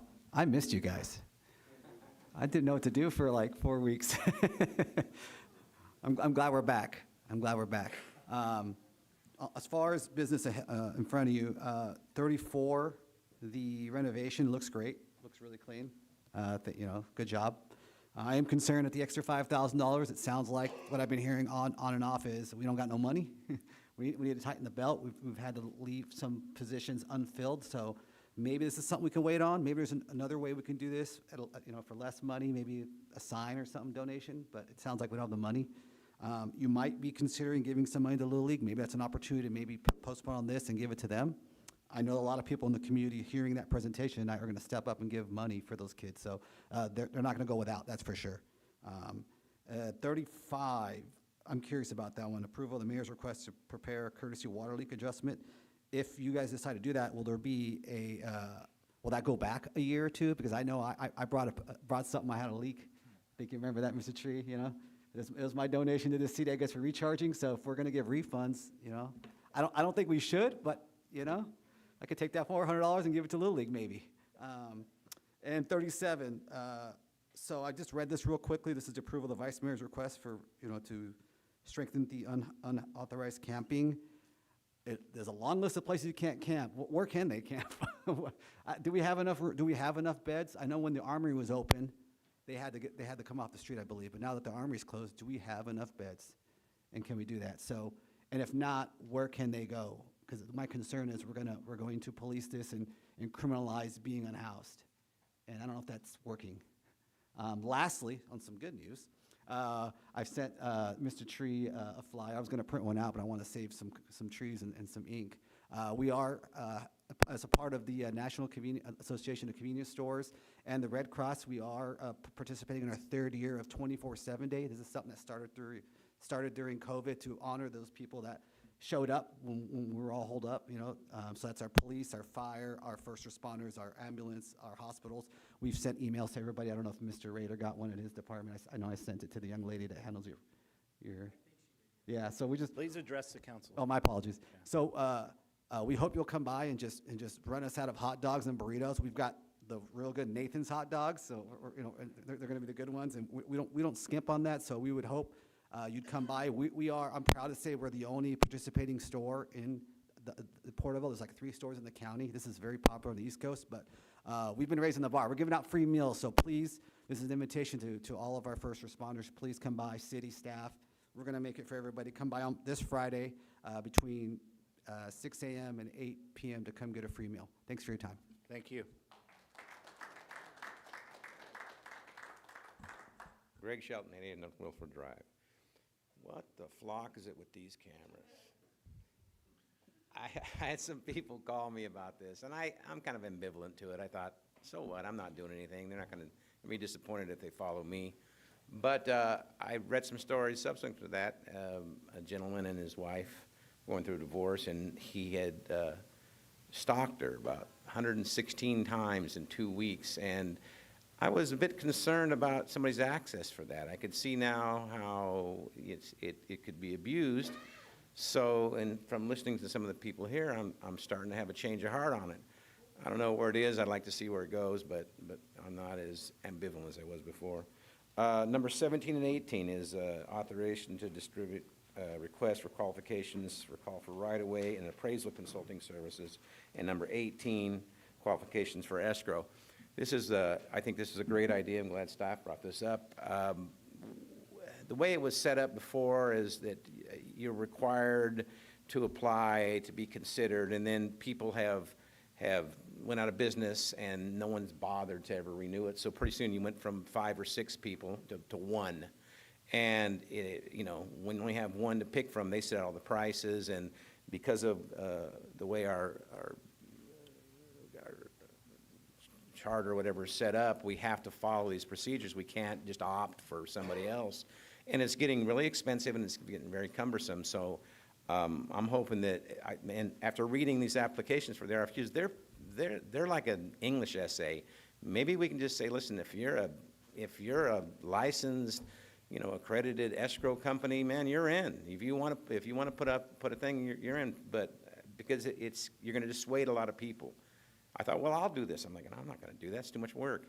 And so anyway, I hope that we maybe ease it up a little bit. I don't think someone needs to have a master's degree to be able to prepare a deed for us or do an appraisal for us and stuff like that.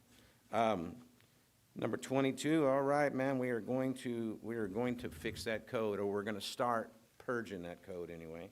So I'm all glad about that. Mobile home rent, I'm not a big fan of rent control, but I am a senior citizen, and I do own a trailer park, and so I'm interested where this goes, because a lot of this stuff is governed through the HDC, so I'm curious what power we have beyond the HDC. And Mr. Green's idea about the bicycles, yeah, it's starting to get to be a thoroughfare, Councilman Green. I'm watching, some of them new electric e-bikes are doing 50, 60 miles an hour, and they're starting to kill people on them. And the people aren't riding the people that are getting hit by them. So don't think it's a bad idea. Thank you. Thank you, Mr. Shelton. All right, I'm not seeing anyone else. Is there anyone online, Fernando? No, Your Honor. Okay, we'll move on to council comments. Councilman Beltran, do you have any comments? No. Councilman Green, do you have any comments? Not at the moment, Mr. Mayor, thank you. Councilman Rivas. Yeah, I just want to clarify something. I'll make it brief.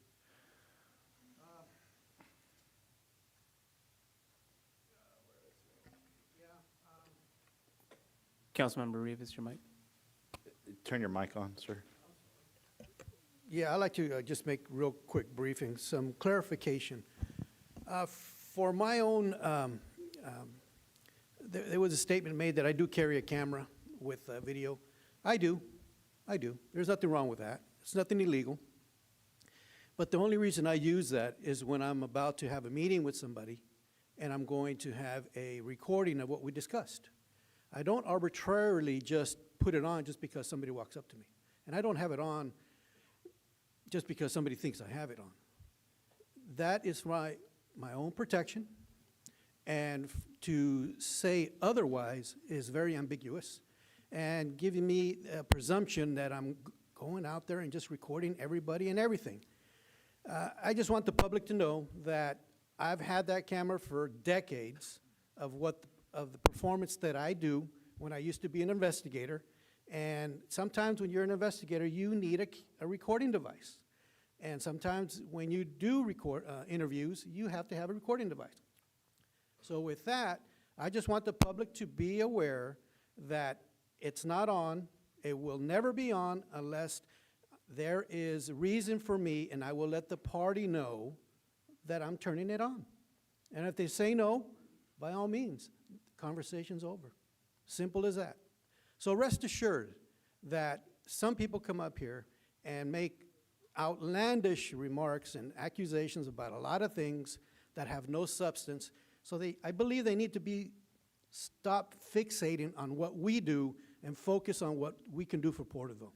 And with that, I'll turn that back to you. Thank you, Councilman Rivas. Vice Mayor McCurvey, do you have any comments? Well, I noticed that Christina and Katerine left already, but I just wanted to say thanks to the rescue mission folks. I see Fred back there. We still have $5,000 set aside for you guys if you guys ever choose to take that money, because we really appreciate what you guys do at the rescue mission. It's great to get this report. We did ask for that report, and it's wonderful to see what a good positive impact that the Porterville Rescue Mission continues to have. And building those relationships that we have and just making sure that we're taking care of the folks that need to be taken care of.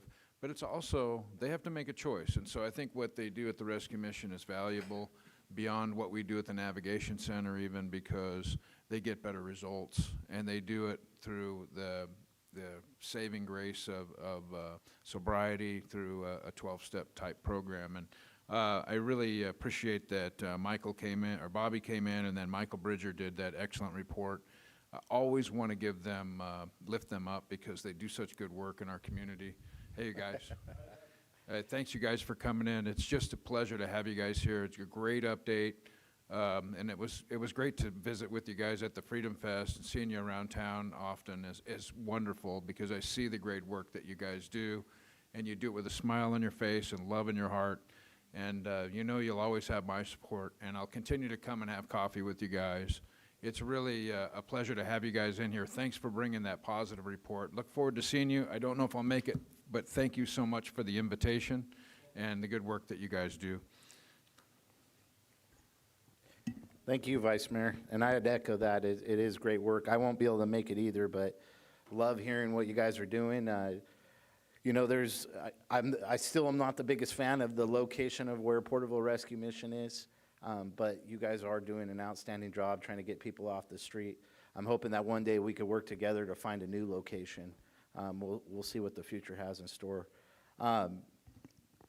You know, all the noise about flock cameras, it's a good thing. It really is. I know it's hard to sit here and listen to it, but the police state, the Big Brother system, you know, there's satellites, Google Earth watching us daily, on the hour, everything we do. The cameras, your cell phone. Someone brought up the data that's sold. I mean, I could buy your cell phone data. That's what elections do. They buy your data. And so I appreciate it. I'm glad that people are paying attention, and I'm just leave it at that. We had the Porterville Little League in here, and I really would love to help them. I mean, this is a big deal. They're headed to state. Problem is timing, because we don't have enough time. So is there a way that if I made a motion, an emergency motion, for like $1,000 donation, could we see it in Schedule Matters tonight to give direction? If you call it an emergency, it just needs 4/5 vote. So you could make an emergency motion to do that. Okay, and then we could do it in Time tonight's. sensitive. Yeah, since it's time sensitive. So that would be my motion, is $1,000 donation to the Porterville Little League, our local guys that are headed to the state finals. And I'll make that motion. I'd be glad to second that, Mr. Mayor. Okay, we have a first and a second. We'll call for the vote.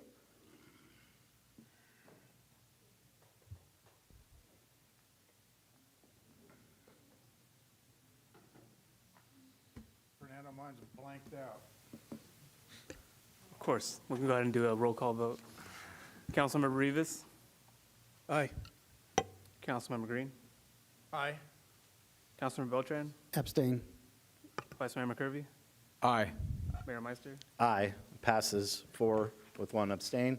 And just to be clear, that will be to add it to the scheduled matters, so. Tonight. Tonight, and then Yes. we'll discuss it and Okay. vote on it then. Wonderful. All right, with that, we will move on to consent calendar.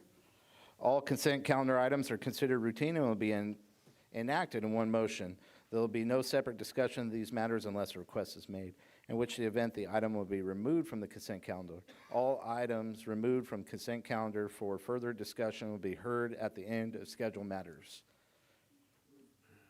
Does council have any items that they'd like to remove for discussion? I would like items 13, 15, and 34, please. 13, 15, and 34. Hold on, let me find the right page here. Councilman Beltran. 13, 15, 34. Okay, say it one more, 13 15, and 34. and 34.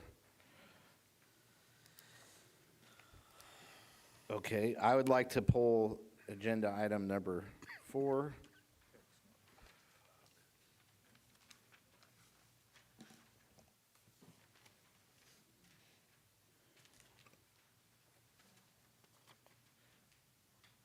And then I have a conflict of interest, so I need to recuse myself from consent item number 27. 27. So I'll make a motion with that amendment that I'm recusing myself on that vote. 1 through 38, taking out consent item 4, 13, 15, and 34. That's my motion. I'll second. Okay, we have a first and second. We'll call for the vote. Did you have something to say, Councilman Rivas?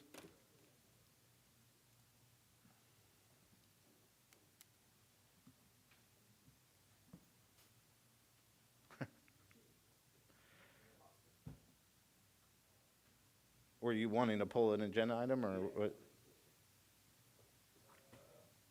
Do you know which one it was off the top of your head?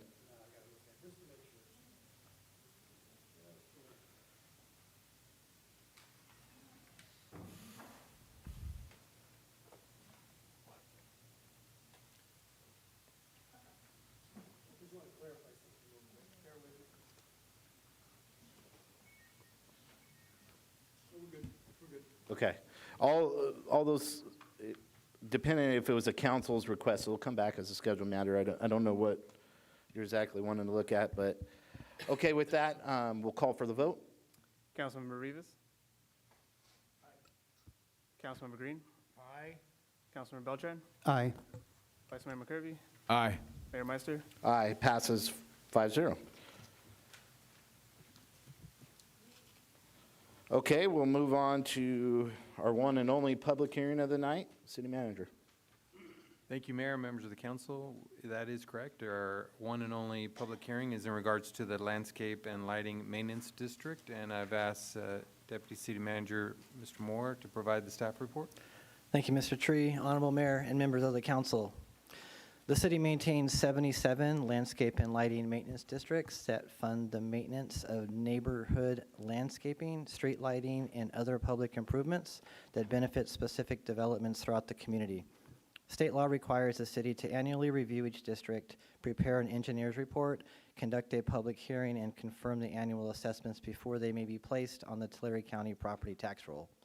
At its June 16, 2026 meeting, the City Council approved the preliminary engineer's report for fiscal year 2026-27, which identified the proposed assessments for each landscape and lighting maintenance district. Following the required public hearing, the confirmed assessments will be submitted to the County of Tulare by August 10, 2026. The engineer's report provides a financial analysis for each district, including anticipated maintenance costs, projected expenditures, and available fund balances. Each year, staff evaluates these factors to determine whether an assessment is necessary and, if so, the appropriate assessment amount. Based on this review, staff determined that several districts have sufficient available fund balances to meet anticipated maintenance costs and therefore do not require an assessment during fiscal year 2026-27. This annual review helps ensure that assessments remain appropriate, district reserves are responsibly managed, and property owners are assessed only when necessary to fund ongoing maintenance obligations. Staff's recommendations that the City Council conduct the required public hearing regarding the proposed fiscal year 2026-27 landscape and lighting maintenance district assessments and receive public comments or protests, and adopt the draft resolution ordering the continued maintenance of the landscape and lighting maintenance districts, confirming the engineer's report, and approving the fiscal year 2026-27 assessments. I want to add that the mayor, vice mayor, Councilman Rivas, and myself live in an LMD. That concludes the staff report. I'd be happy to answer any questions, and I believe the city attorney has one thing to add regarding that. Yeah, I just want to reiterate what we discussed at the last meeting, which is that the public generally exemption applies to this. It's an FPPC rule, so those that live in the landscape and lighting districts do not have to recuse themselves since you're approving rates based on all of the districts, and that applies to almost the entire city, so. Thank you, ma'am, and thank you, Assistant City Manager. Okay, with that, we will open the public hearing at 8:19. If you have any comments, please come forward. Don't Don't you dare. Okay, at that time, we will close the public hearing at 8:19, bring it back to the council. Does council have any questions? I'm not seeing, I'll motion to go with staff recommendation. I'll second. Okay, I have a first and a second, we'll call for the vote. Councilmember Rivas. Councilmember Green. Aye. Councilmember Beltran. Aye. Vice Mayor McCurvey. Aye. Mayor Meister. Aye, passes 5-0. Okay, moving on to our first scheduled matter. Might as well just do number 4. You want to go, we can, whatever you'd like, Mayor. You're in charge of the meeting. Yeah, just go through them. Okay, so is there business where people are waiting or anything? No, no. I don't believe so. No. Okay, so yes, we'll just start with agenda item number 4. I pulled this because it's to purchase 4 compressed natural gas refuse trucks, or also known as CNG, which is better than electric, but we don't get state credit for CNG. So my position is we might as well just purchase diesel. Lasts longer, you get more torque in the vehicle. Staff likes driving in diesel more than CNG. You know, the cost is actually cheaper in the beginning. Fuel may be more right now, but things will change over 10 years, and hopefully fuel will come down. But I just putting that out there with staff. Russell, do you have any opinions on this? No, the difference is basically a wash over the lifespan of the vehicle. Okay. Either one's. And maintenance is a little cheaper on diesel, right? Maintenance is pretty equivalent. It's within about $450 a year per truck, so. Okay. Not a huge difference. What about, like, let's say the motor goes out on a CNG or a motor goes out on a diesel truck? What's easier to work on? What's cost less? Probably more likely that a motor would wear on a CNG because there's less lubrication for the Yeah. top end. Yeah. So it's more likely for a CNG. And I'm asking questions I know the answers to, but I think it's important to highlight, if we're going to invest the city's money and we're not getting state credit for the CNG trucks, we should invest the people's money into a vehicle that's going to get us a better life out of that equipment. Like I said, I know staff, just talking with some of the staff, they personally like diesel more than CNG. It gets more torque. And so that would be my recommendation or my motion to change staff recommendations and go with the diesel trucks. Does anyone have any opinions on this? I have no argument over that, Mr. Mayor. Do you have a comment, Councilman Beltran? Yeah, I mean, just looking at the analysis, I know I had an initial question, which in my briefing was nearly $300,000 for the upfront cost. There was no explanation, but I got that. I guess to the mayor's point, I had the very similar questions in my briefing. Although they may be similar, since we're looking at 4 vehicles, what are the probabilities out of those 4 vehicles that one of the CNG motors, because that'll probably be the most expensive part that needs to be replaced in any of these vehicles, what are the odds that a motor would need to be replaced in the next 10 years versus the $372,000 savings in fuel? And that's kind of what I was doing more on the math on. Let's say we have to replace 1 motor for CNG. What is that estimate? Probably $43,000 to $45,000 for an overhaul on a CNG. So we have to do maybe 1 or 2, let's say, in the next 10 years. We still will save money overall in the fuel. Yes. So it'd be, let's say it's $72,000 that we spend on 2 or 3 engines. We still save $300,000 overall on the net fuel. And that's I had the same argument, like the lubrication and the lasting longer, and the torque was a huge one, I know, because of the weight that they're carrying. But I don't know if we can offset that with some of the diesel vehicles that we have now that can maybe, some of the routes that we know are a little bit heavier, especially if we implement the route where maybe a little bit more efficiency. That I think the recommendation, giving the engine repair cost it still won't outweigh the overall savings over a 10-year period. That's all. Okay. So, I have a comment too, and those are all great comments. And I think that what a lot of people don't understand in the public is that when you're moving heavy machinery, when it comes to the CNG and diesel question, the diesel always wins. That's why all of the fleets around the whole United States and around the world all run on diesel, including the ships that run around in the ocean. We studied this for 15 years in transportation, and we tried all sorts of these things. Now, in a low-impact environment that doesn't use the heavy usage of one of these waste management trucks or an over-the-road truck, you can use a bus. You can do other things with CNG, and it's very effective. But the diesel engine shows over time that it lasts longer and has fewer demand on repair. And I know there are some trade-offs with California because of their DEF and some of the other things that they've implemented that have lessened the advantage on the diesel. But I still think the data proves this out over time, that this is the better choice. Despite some of those things, I think that we have advantage with our buses and some of our other equipment, but with heavy equipment, diesel is the way to go. In my experience, my professional opinion, and doing transportation for 33 years, I've seen some studies, even in ships and over the ocean, that show this and bear this out too. It's just difficult, and it's not ubiquitous technology yet, because the way that it uses the head pressures and the way that they build those engines is different, because it takes a lot more a heavy-duty engine to run a CNG than it does a diesel. And that was the advantage when they created the diesel engine. For those that don't understand that, if you go and read about a diesel engine, the diesel engine is the most efficient engine ever created in the history of the world, and it still is.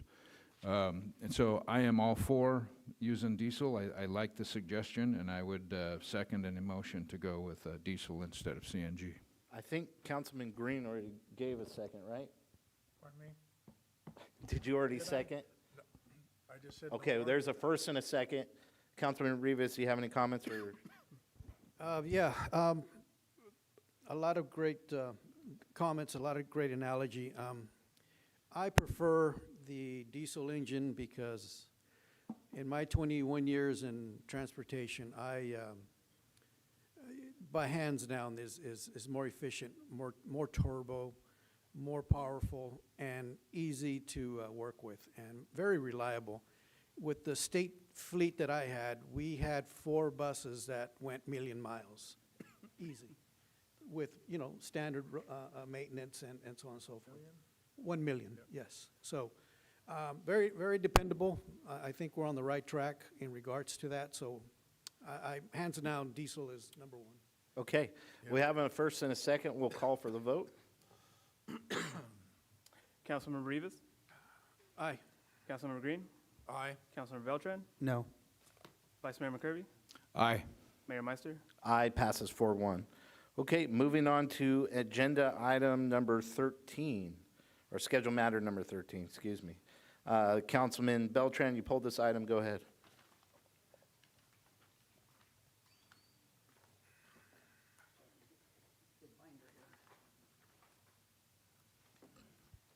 So to remind the public, this was, I think, 865 pages that we had to steam through, so a lot of information. On this one in particular, it was explained, unfortunately, the original vendor who did the bus stops wasn't able to complete the graphics, and so this is where this comes from. And I think at the time I had mentioned it too. I get we have the Americana theme, and it's consistent with the transit buses that are out there servicing those stations. My feedback initially was I would love to have advertisement. When we're making a motion to give a Little League some money, these are just ways of generating some revenue, so when we do something, it's kind of offsetting, no matter what it may be. I'm always looking for that part of the budget to save a few dollars. And so my feedback with the city manager and why I pulled this item was I don't see our bus stops as just advertisement. I explained it as we're not Pepsi and Nike. We're not trying to sell something of the city. And so my only adjustment would be is why aren't we adding some educational things to these stops that people are standing there waiting? Maybe something with education, furthering their education, where it's the college, adult school, other programs in the community. Maybe some type of fun facts about our community while people are waiting. They're learning about their community. We talk about our history, and we're celebrating that this year. I didn't like there's just a general, it's just Americana theme. I thought, why not put some other interesting things that could help uplift those people who are sitting there waiting? Maybe there's a QR code that could then bring them to other things that are going on, where it's a shop local or an event calendar that's in our community. I just thought that was my feedback, and adding a little bit of something. It doesn't have to take up a whole panel. It could be something that's as simple as like a letter sheet, 8 by 11, that can maybe be updated every month, that staff can, whether it's vinyl or something, that every month we can update it. So I'm not opposed to the overall look of it, but just maybe adding a little bit more, since people are sitting there, that maybe can just impact them a little bit, whether, again, it's to the mayor's comment about patriotism, about our community and who they are. And the other part, too, was a little bit of the logo. I didn't know if this is something that we wanted to continue for the next 5 years. I'm guesstimating that the images will be up there, or if we want to go back to our original city seal or that look. So I just had a little question on that, if we want to just continue that theme. But for the most part, it was more of the educational or some type of update that we can add to the image. So that's why I pulled the item. Okay, thank you, Councilman Beltran. I like the image. It fits what we've been doing. I'm going to make a motion to go with staff recommendation. Council, if you have any other comments, go for it. No, I'll second that. Okay, there's a first and a second. Is there any other comments? I like the idea of putting our website on there and our community events calendar. I think that's a great suggestion. It doesn't take away from anything, it adds to, and while we're doing this, I think it would be easy to do.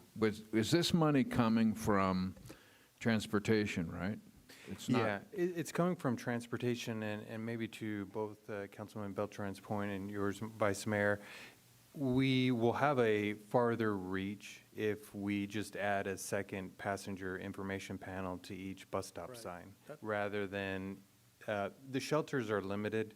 They're only installed at the highest ridership stops, and so if we want to reach everyone that maybe they don't need to go to one of the higher ridership stops, possibility, but we could reach the full ridership if we could get some quotes on an additional passenger information display. And what that is like an 8 by 14 that displays our route when the bus is coming. It's got a QR code to get information on how to pay electronically. And it's on one side of the pole. We could add a second one. We get prices if that's a desire of the council, just to add a second one on the other side of the pole, and then we can just slide information in and out. If it's something that's interchangeable, I would like to amend the motion and go with that, because I think that's something we can update. We had a challenge when we were talking about the bus wraps. People don't understand how they get paid for, obviously, but advertising is not a way to do that, and so there's no net gain to doing that. Actually, it's a net loss, and it took a long time to talk through that, but the funding for this is there. It's great for our community. Everybody loves the icon of the farmer, and I think that the idea that we add an information place that we can change on our own that doesn't require us to come back here and do a major overhaul, I think that's just smart. And I like that suggestion by Councilman Beltran, and I would like to add that to a motion if you guys are open to amend that. Yeah, and just to clarify, we'll have to get some quotes and bring that back to council. So that has to come back?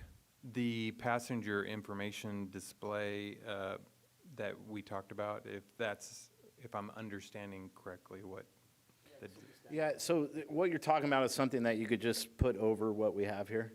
No, it'll be on the poles. Not on the shelter. The shelter artwork, that's the item before us, and if it's a desire of the council, we'll bring another item at the next meeting with some That's- quotes for a panel that we would install at each bus stop pole that we can insert Okay, I community gotcha. information, anything that the. Yeah, that sounds great. So we're going to leave this image the way it is right now, and you're talking about bringing back something that has an informational panel. Okay, so we'll just leave the motion with staff recommendation, and that'll be something you bring back in the future.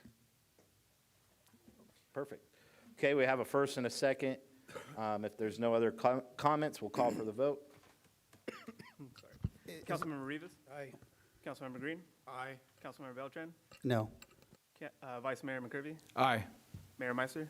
Aye, passes 4-1.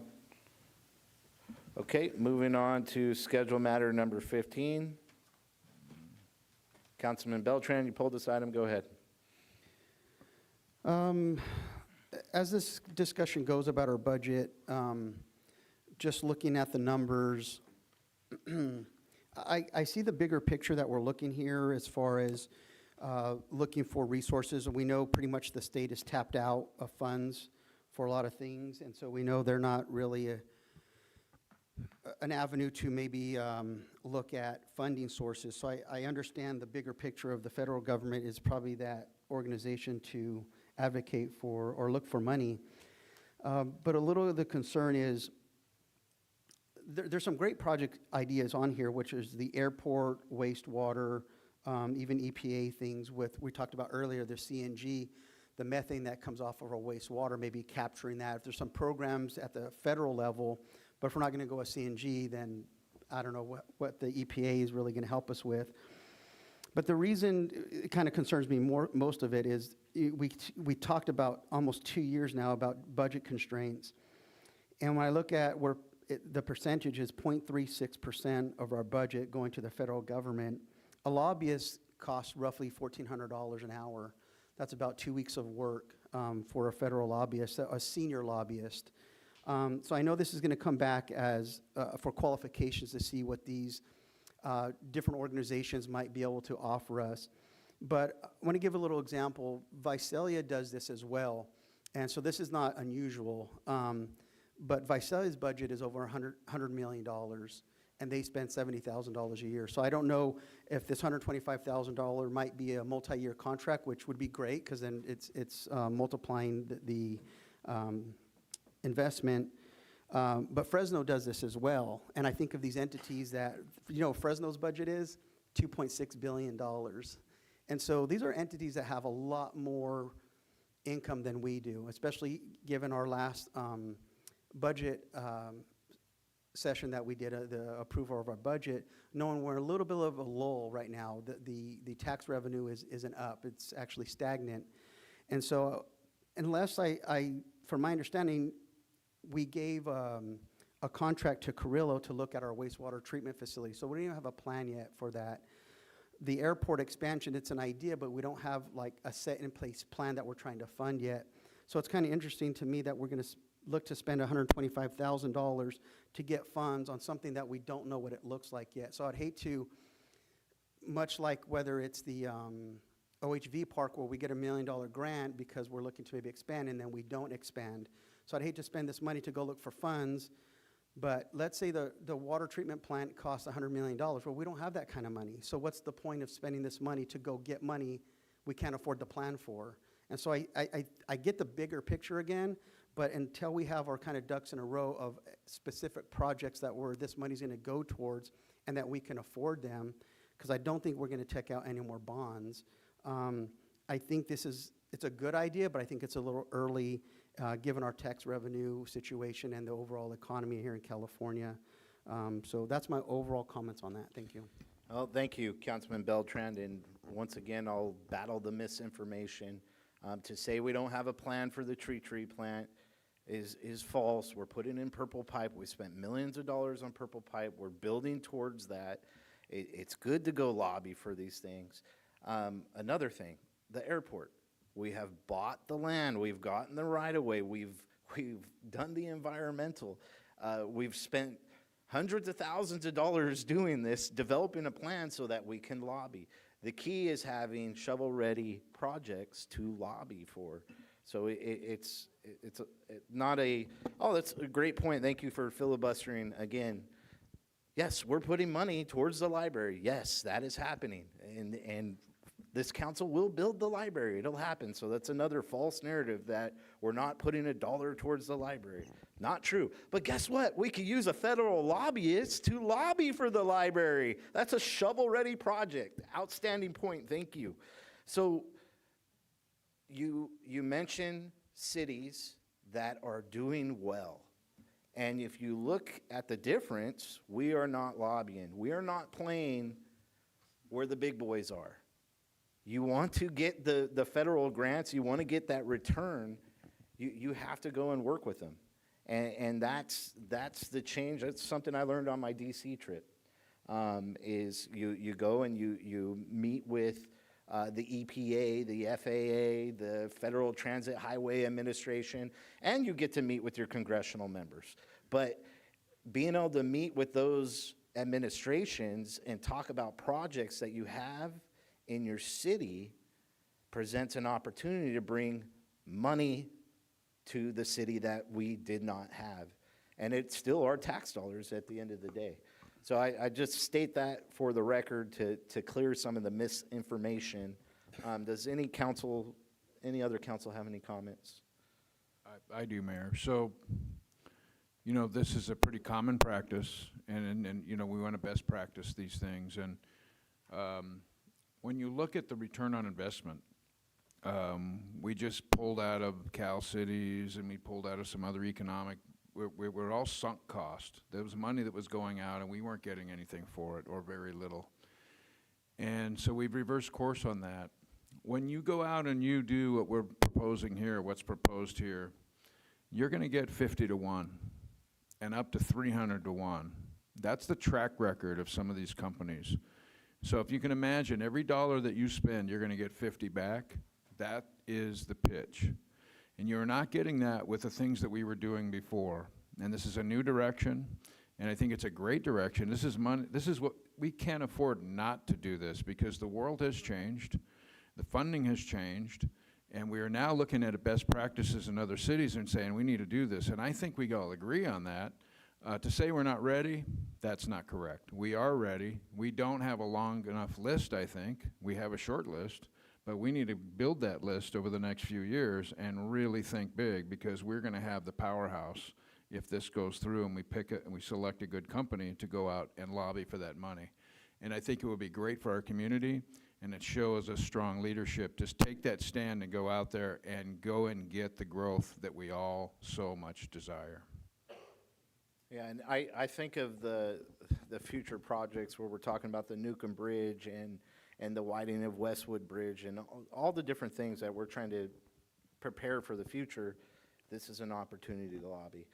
I'll make a motion to go with staff recommendation if there's no other comments. I'll second that. Okay, we have a first and a second.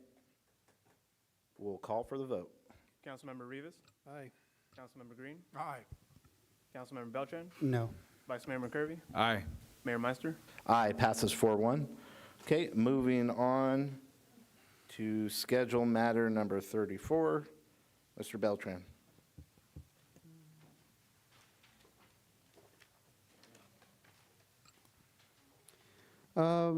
Much like the transit station or the bus stop look, I was against this initial. This has to do with the city council chambers finishing the remodel that has been done. Some of you guys can tell the podium is new. It's a little bit lower. The front area, the doors are gone, and the fascia up here, the wood, has all been replaced and updated. Some electrical work and stuff that need to get done. But this one came back to us because after spending the $57,000, we're just another, $5,700 short from getting E pluribus unum in lettering here in the front of the dais. And again, everything I pull is just all about finance. I can't reiterate again. I know my colleague keeps mentioning misinformation or not stating my facts right. I've been on here for 3.5 years. I know what I'm talking about when I talk about there's some budget issues. I just don't go on this long rants about them. I just make it simple. There are some budget things. There are some staffing concerns. There's a lot being put on certain departments. And not everything that needs to be changed needed to just to fulfill, campaign slogans and this new direction, as though think these were completely broken. And again, I just look at the taxpayers and I just say, this is your money. These are the things that is not going into your pocket for whether it's your rent or fixing your car. All these things add up, $125,000, $5,000, another $1,000. These all add up, and this is just one meeting. There'll be 30 more throughout the year. And so I think, I don't know what the words are going to improve anybody's life. You know, we all swore an oath up here. We do the Pledge of Allegiance. We have all these things that we do to make sure we're doing a good job for our constituents. And I just don't see the use of $5,700 that's going to make that job any better. I think we're all doing the best we can up here. And with all the mottos and logos and themes, I just feel it's a complete waste of taxpayer money. Thank you. Thank you, Councilman Beltran. Does the council have any comments? I think we made a big mistake. We should have added 10% to this when we voted on it before, and we would be done.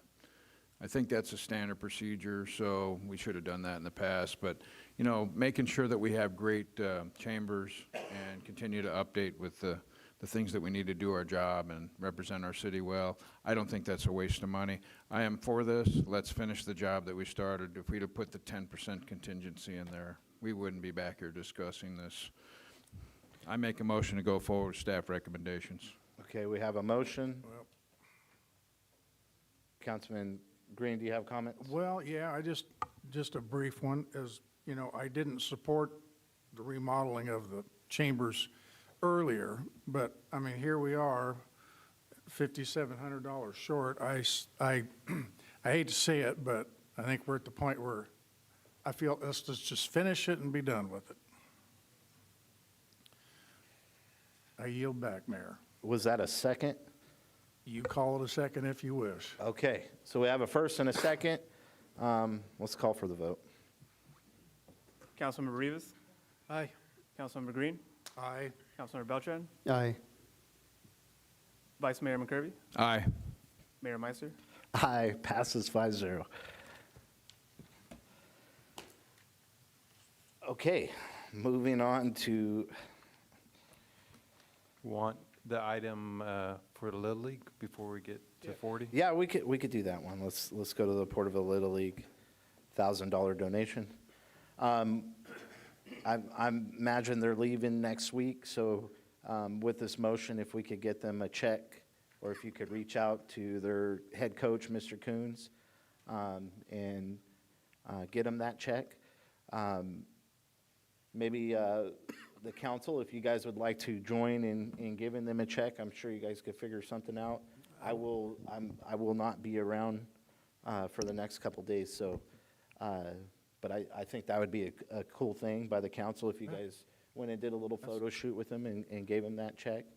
We can work that out. So I'll make a motion for a $1,000 donation from council's discretionary funds. Is there concerns? Just wanted, and Megan might be able to answer, as far as council discretionary funds, do we need a resolution to come back to ratify this decision? Is it going to require a budget amendment also? No, we have the $100,000 that the council can use based on their. We can bring a resolution back at the next meeting, just ratifying the emergency action that was taken tonight. Okay, thank you, Megan. Okay, so that'll be my motion, is a $1,000 donation, and then if you would coordinate a time where the council can meet with the team and get a picture.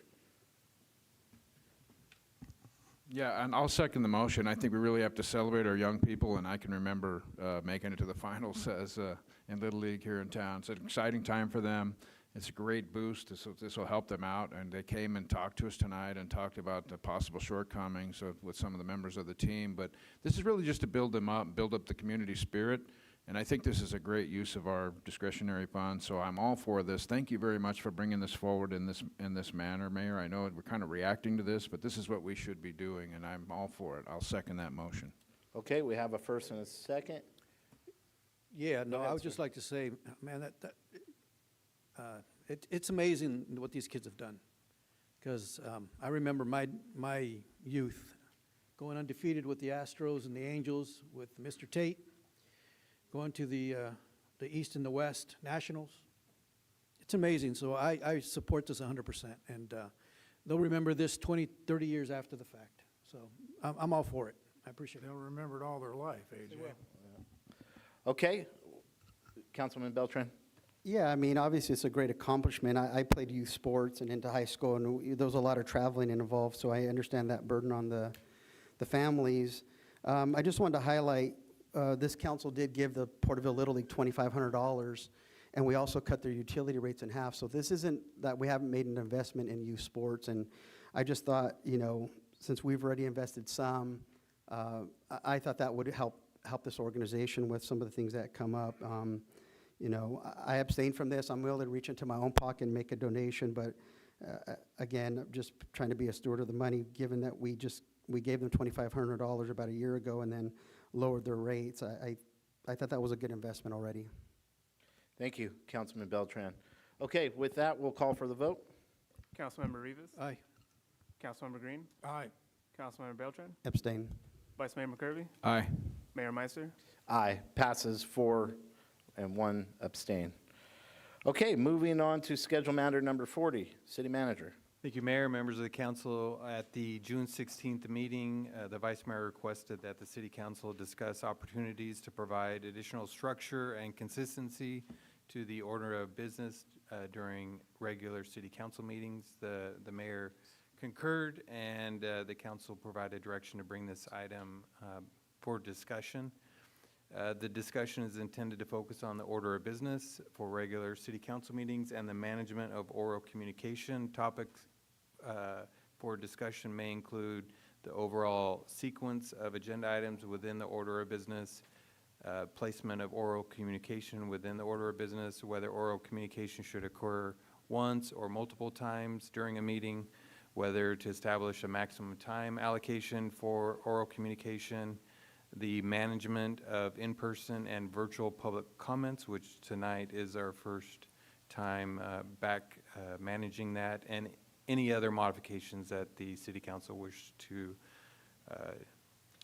provide staff direction. And so staff's recommendation is that the City Council discuss the council order of business, provide any policy direction regarding any desired modifications, and then if there are directions given, we'd come back with the requested amendments through a resolution at the next City Council meeting. That the order of business has been historically established by a resolution. I don't believe it's required by any particular law, but because of past practice establishing, it's good to, you know, to establish the order of business through a resolution. I just wanted to provide that historical context of why we would need to come back with the resolution and with any changes that are being proposed. Okay, thank you, City Manager. Bringing it back to the council. Vice Mayor McCurvey, this was your motion, right? So you could go ahead and lead on it, sir. Well, I mean, I'll say a few things.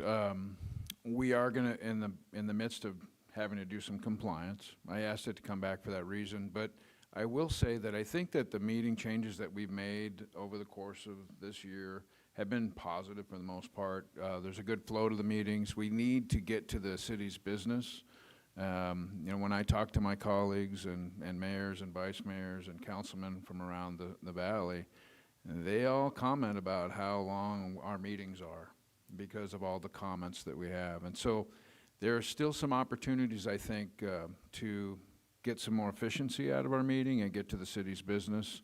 One of the things I think we have to do now that we have the electronic is to make sure, and I think we started that tonight with the conversation, so we have to give deference to people that are online, and so I think this idea of giving 3 on the floor here live and then 3 online would give us some balance, because it's very difficult to balance that, and so I think a target number would be 3. This is where the ordinance part we get into trouble, because we're trying to refine something and we're not sure what's going to happen, and so having it come back as an ordinance and then 2 weeks to get something done, it removes some of the opportunity for us to just make an obvious change, like, maybe we should just do this more often, and then we don't have to debate it for 2 weeks or 2 meetings. I think a good best practice when you look at other cities too is that they limit on topics. I thought the flock topic is blowing up the internet. It's everywhere.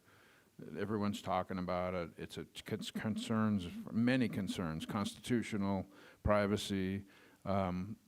Fortunately, we don't have that problem here in Porterville. A lot of the stuff that we're seeing online are extreme cases from other venues and other cities where it's not, going so well for whatever reason. But the idea is that getting that out there to talk about it, I think we should put a limit on that. 15 minutes per topic is a good standard that they use in other cities. That way you don't get lots and lots of people all talking about the same thing over and over and over again, because it extends the meeting out. And I think that's appropriate. So I think we would look at a 15-minute limit on topics when they're like that topic. And that's a good example because it's like a trend, right? It's something that everyone's talking about. But we can convey that in 15 minutes. And I think that lastly, we don't want to take away our public comment at all.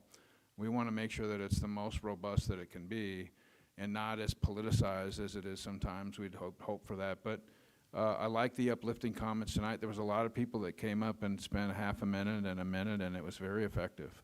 The filibustering stuff, when people are reading AI notes and stuff, doesn't allow us to get to the people's business, and I think it takes advantage of other people's time.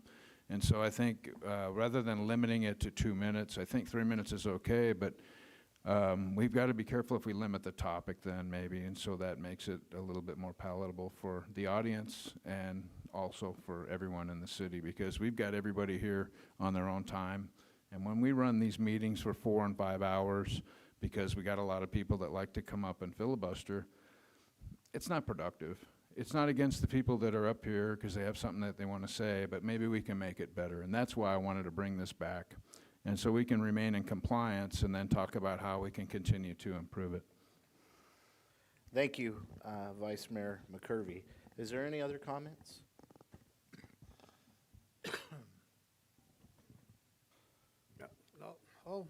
All I want to add is, there's nothing wrong with what we're doing here. But if there is ways that we can streamline it, I'm all for it.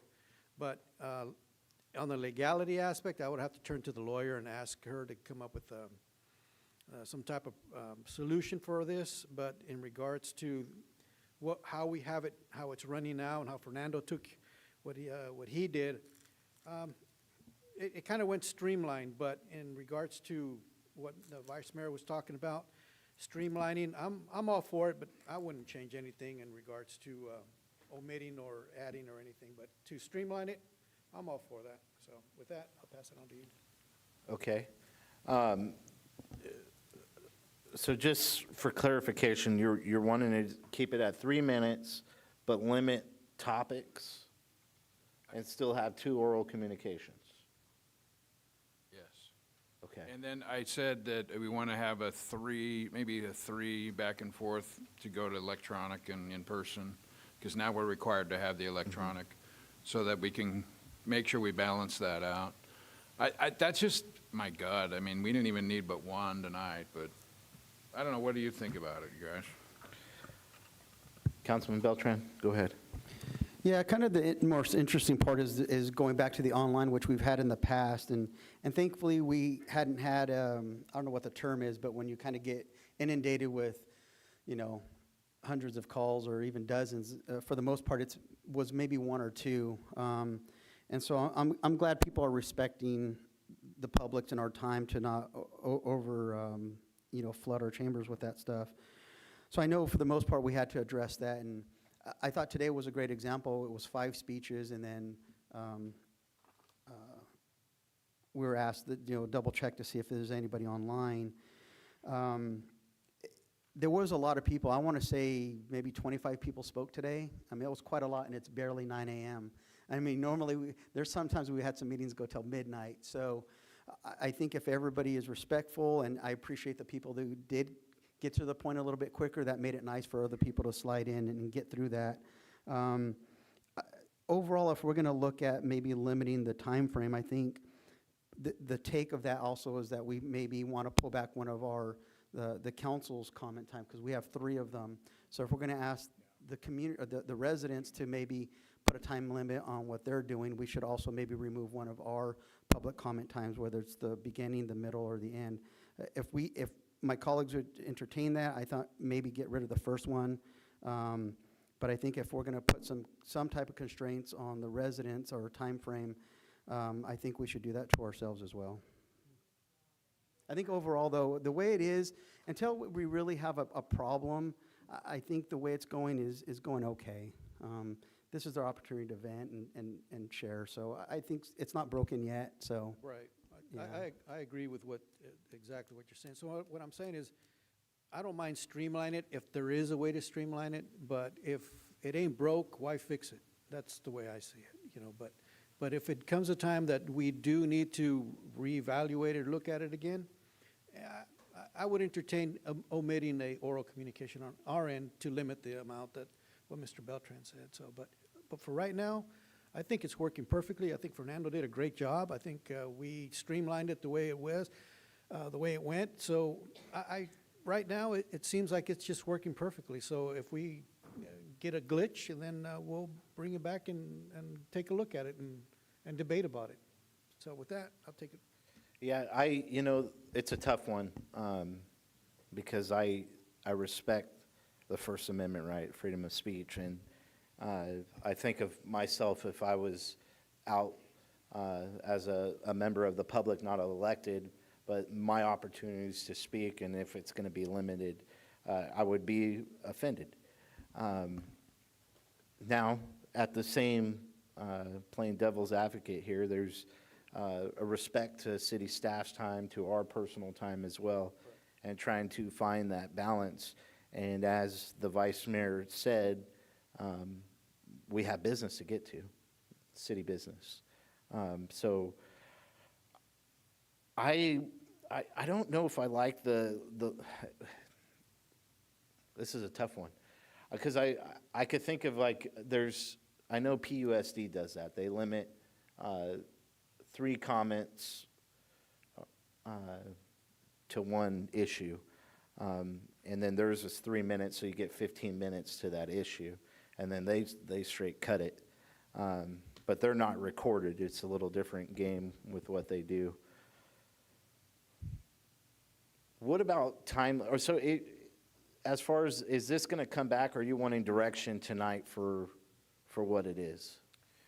We would like some direction. If there's changes, we would bring those changes back in the form of a resolution that the council would adopt, and at that point, it would be now the order of business. Okay. My thought is, if, especially with AI now, and everyone's got AI rolling, if we limit it to 2 minutes, and you did like an hour-long session, and if that gives everyone, if you got a room of 30 people that are wanting to speak, everyone still gets to speak, you have an hour of oral communication, and you still have the ability to get to city business. That's my thought out loud. It's a tough one, because I think the people need to have a voice. I would not take away the first or last oral comments. I think it's an opportunity to engage the council and let us know what they're thinking. So that's my thought out loud. Could we possibly, I mean, not that we're tabling this, but that we don't have any direction now, but maybe we can work on some worst-case scenarios, so that way we have something for the city attorney and for city manager to look at to say, okay, if this happens, we have something ready to go, so we don't have to have the long discussion again. Maybe behind the scenes we could work on worst-case scenarios. Like you said, a time frame, like no more than an hour or something The like that. only issue that jumps out at me, and Megan, you could give the clarification, is the Browns Act and us trying to work together. You'd have to select We just give our recommendations to the city manager, and he can kind of compile what the general feel that we have. That way, we're not discussing it amongst each other. Yeah, that's a good idea, right? Is that still okay, or is that violating the Browns Act? I mean, I think we would prefer to get some direction from you guys tonight, just because I think you all kind of have provided different thoughts tonight, and I think they're all good ideas, but ultimately, I think we need something a little bit more clear of like what we're gonna draft for you guys. Because I mean, I have ideas. I could spit out a million. Yeah, let's hear your for you ideas. guys. Well, I mean, I think you kind of have covered some of them. I think limiting by topic is pretty common. I will say the hard part with how you guys have your public comment set up with doing that is that in most cities that you see that limit by topic, they have a public comment that's just for matters not on the agenda, and they'll place like a 15 or 30-minute time limit on that. And then for all like your scheduled matters, you would take public comment at that time that you're discussing it. And then they'll put time limits on those specific, like, like a 15-minute time limit on those. That's how Visalia runs theirs.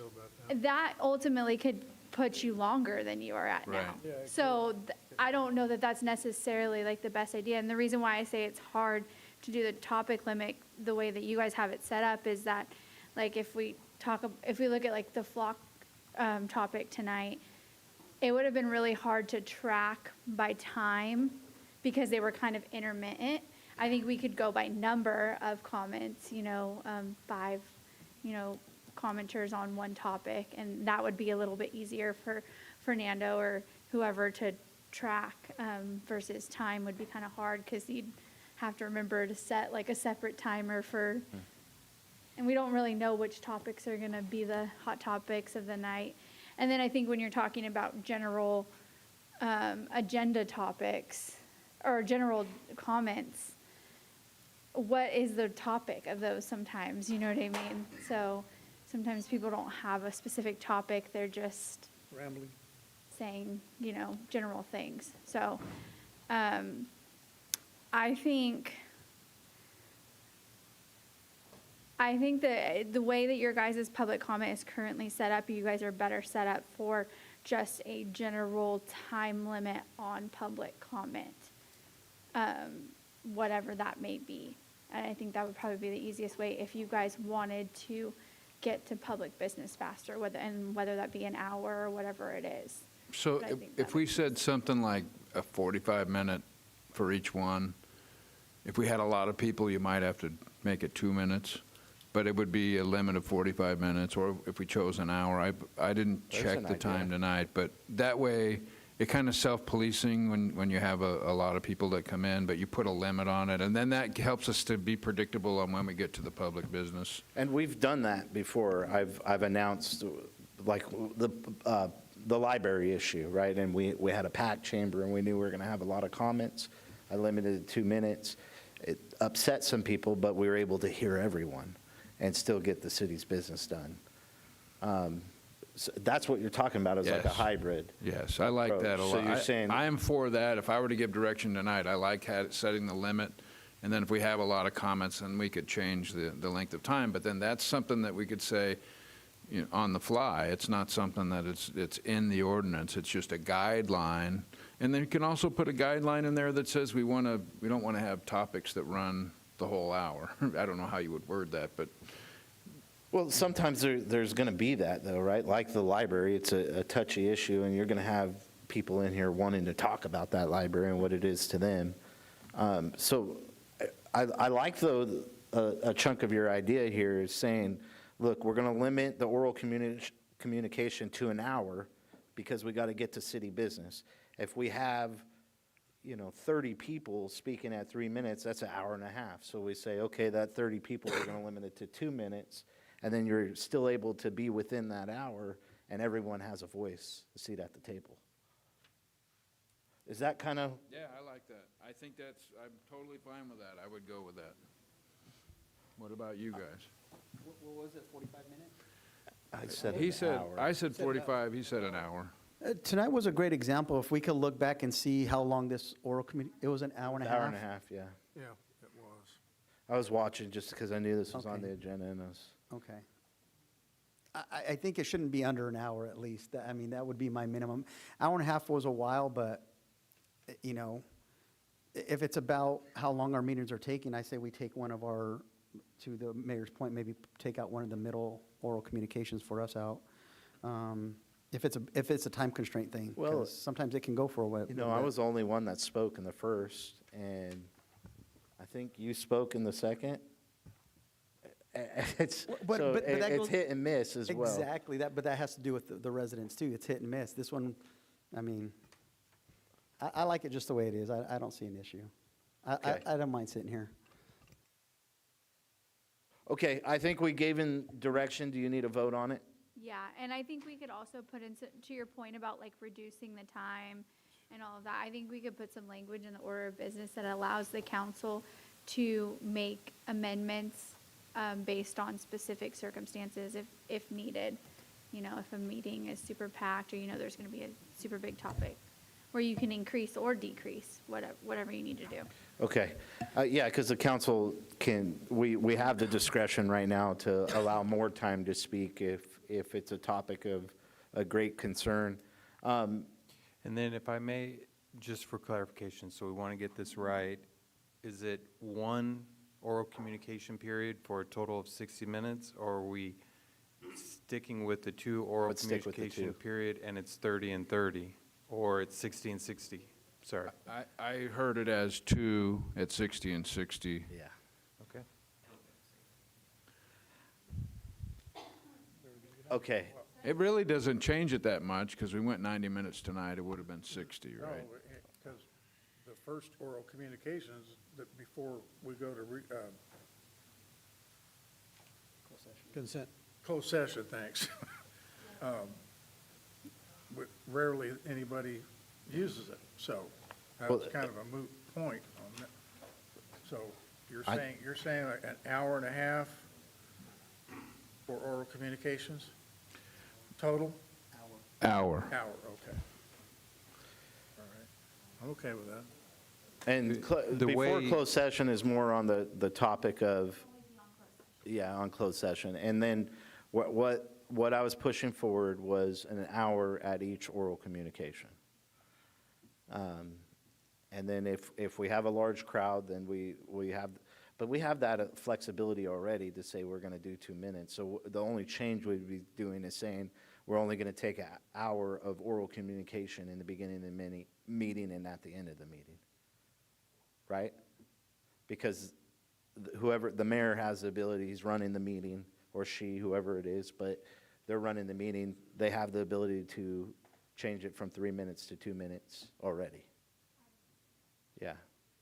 Could the mayor extend the time period, say like the second oral communication is 30 minutes?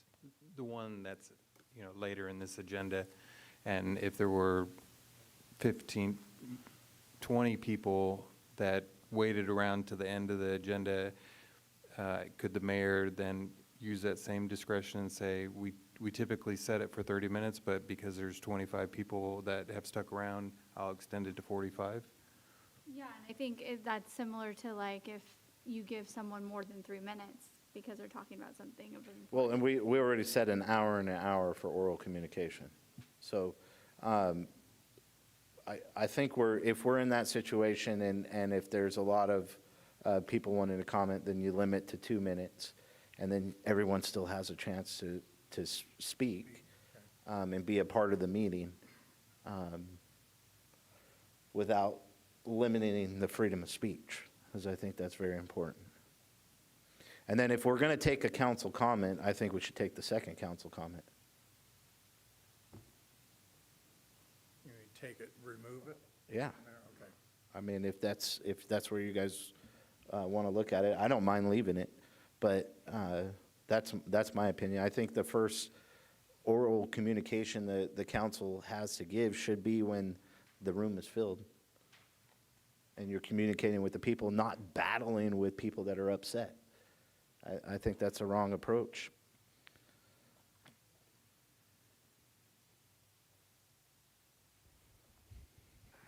Okay, so we're giving direction. We're going to limit to an hour. We'll keep it at 3 minutes, but the council has discretion to limit to 2 minutes, which is already a factor. We're going to limit oral communication to an hour. First and second. Hour each, first Yep. and second? Yes, sir. Right, okay. Trying to make that clear. I just want to make sure we're clear. From the Okay. staff's perspective, I don't know if we've ever had a situation where the second oral communication has gone an hour. Just time-wise, that's 2 hours for oral communication. Just thinking of staff. Gotcha.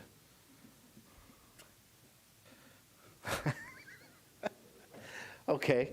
Well, I appreciate staff and I understand your time. If it makes you feel better, I'm volunteering, Richard, to be here right now. And it sucks, right? So I get it. It's our job. We have to listen to the people. It's important. And I think it's right that they have the opportunity to speak. And it's no disrespect to city staff. I know your guys' time is very valuable. But the First Amendment is what our nation was built on. And so we need to keep that intact to the best of our capabilities. Is there any other comments? I just want to say, there was nothing wrong with the way it was, so I'm going to stay with the original, what we have it, how it was, so with that. Well, okay. Just for the record. If that's the case, this wasn't my item. The reason we came together and brought it forward because of the electronic requirement. That's why we're talking about it. And then we took an opportunity to say, can we adjust anything else? I like the adjustments. Let's keep it the same, keep it at 1 hour total. And put that one limit as what I would say a change, and then I would say use the 3 and 3 for the electronic, and I'll just restate the conversation. That's where I'm at.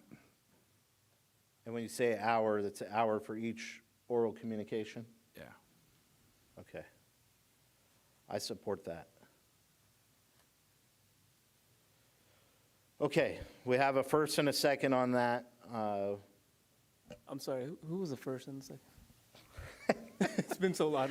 Vice Mayor McCurvey made a comment. Is that your motion? Yeah, let's make that, that last comment is my motion to go forward. And then I second that motion. Is there any other comments? We'll call for the vote. Councilmember Rivas? Abstain. Councilmember Green? I think aye. Councilmember Beltran? No. Vice Mayor McCurvey? Aye. Mayor Meister? Aye. Passes 3-1-1. Okay, moving on to schedule matter number 41. City Manager.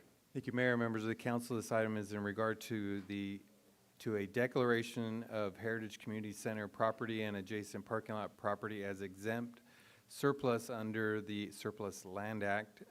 The city and Porterville Unified School District have been in discussion since 2018 regarding this transaction. It will better the school district so they can expand Monte Vista School. The Prospect Ed will support the city because it's adjacent to our corporation yard, and that's where we have planned the future new maintenance facility. Before any property can be transferred, the city must comply with the Surplus Land Act. Because these properties are proposed to be transferred directly to another public agency, they qualify as exempt surplus under state law. Tonight's action simply authorizes staff to submit those exempt surplus declarations to the California Department of Housing and Community Development. It's important to note that this action does not approve the sale or exchange of the properties. The proposed purchase and sale agreement will return to the city for review and approval before any transfer becomes final. I did want to note that Porterville Unified School District took a similar resolution at a recent previous board meeting and has submitted their resolutions to HUD for consideration.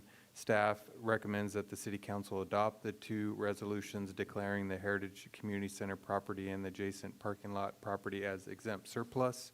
That concludes staff's report. Happy to answer any questions. Okay, thank you, City Manager. Bring it back to council. Does council have any questions? Real quick, I motion to go with staff recommendations 1 and 2. I second that motion. Okay, well, let's call for the vote. Councilmember Rivas. Aye. Councilmember Green. Aye. Councilmember Beltran. Aye. Vice Mayor McCurvey. Aye. Mayor Meister. Aye, passes 5-0. Okay, moving on to, 42. yes, 42, sorry. This is to rescind and replace the election resolutions for the proposed charter amendments. This is essentially a housekeeping item. In the previous approved resolution, we did not specify which newspaper we would be posting the amendments in. In addition, we didn't specify the approval, or is it called the approval? Or Approval rate. majority requirement. And then finally, the county had asked, because the price that they presented to the city included the voter information pamphlet section that the city could take advantage. We didn't specify what language we would put in the voter information pamphlet. And so this resolution provides that three things. One, the charter amendment would be advertised or noticed in the Porterville Recorder. Two, the amendments would be passed by a majority. And then three, the voter information pamphlet, which cannot argue in favor or against. It's just simply the, what's the terminology that would be provided in the information pamphlet? It's just the It's essentially the ballot text. that's information on what what the amendment is, and that would be it. Fern, did I cover it all as far as? Yes. Okay. Okay, we'll bring it back to council. Does council have any questions? Okay, I'll make a motion to go with staff recommendation. I'll second. Okay, we have a first and a second. Call for the vote. Councilmember Rivas. Aye. Councilmember Green. Aye. Councilmember Beltran. Aye. Vice Mayor McCurvey. Aye. Mayor Meister. Aye, passes 5-0. Moving on to schedule matter number 43. Thank you. This is in regards to approval of a community civic event application for the Kids Global Corporation Farmers Market. And community civic events typically are on the consent agenda, and staff is supportive of this event. The reason why we moved it or have it presented in the scheduled matter item is the reoccurring nature of this farmers market and the potential for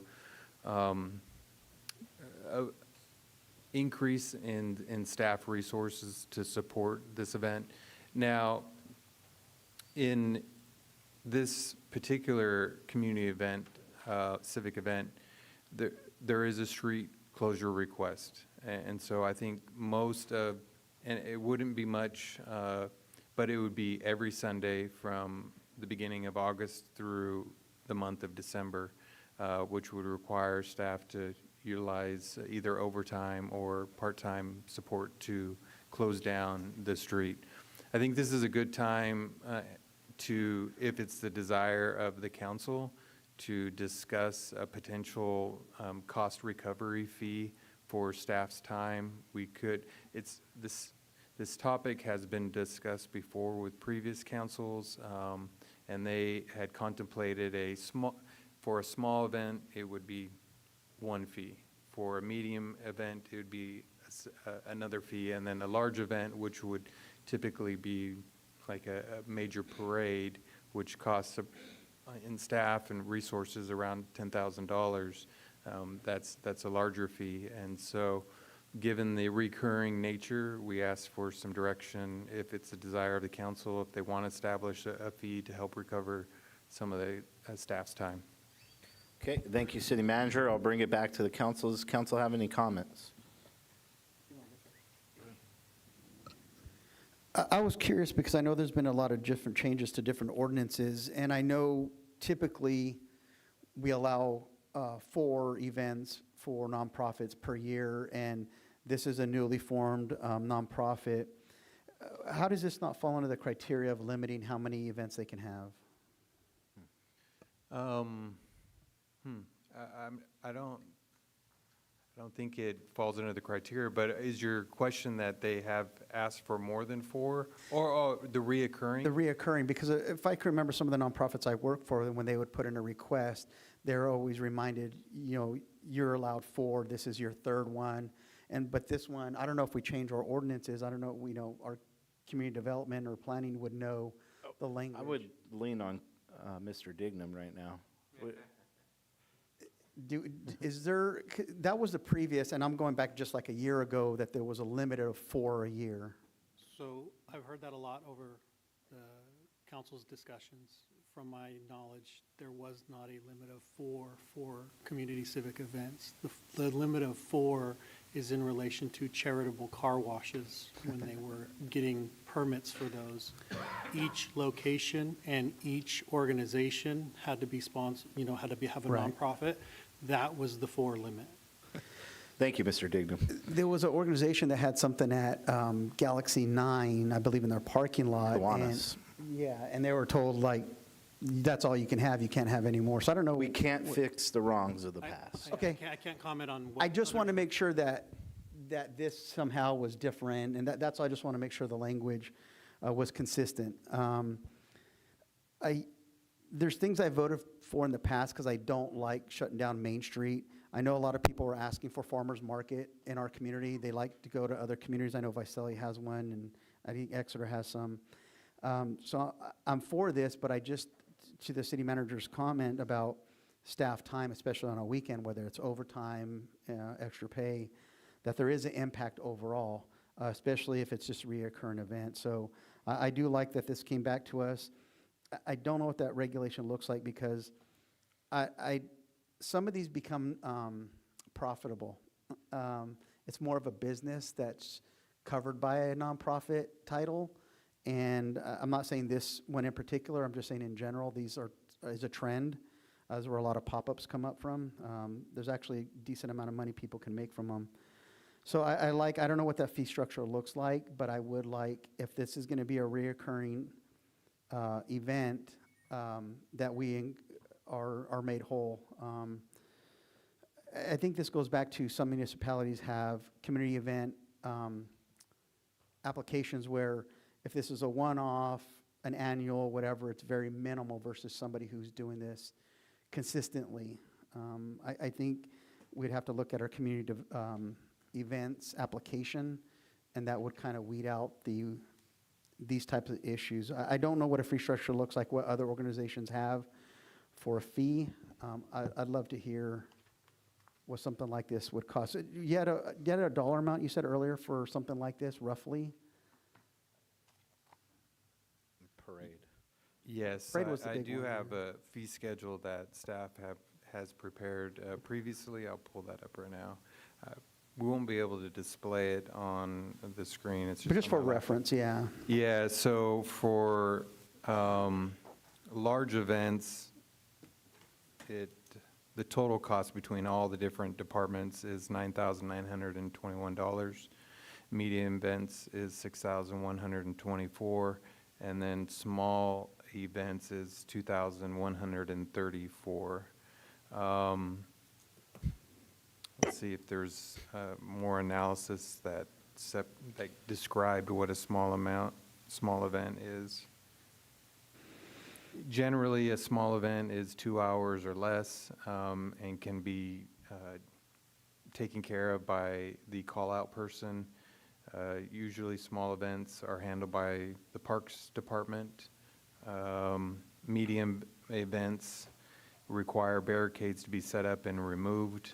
Typically, the event is 3 hours or more, which requires, on average, 10 employees.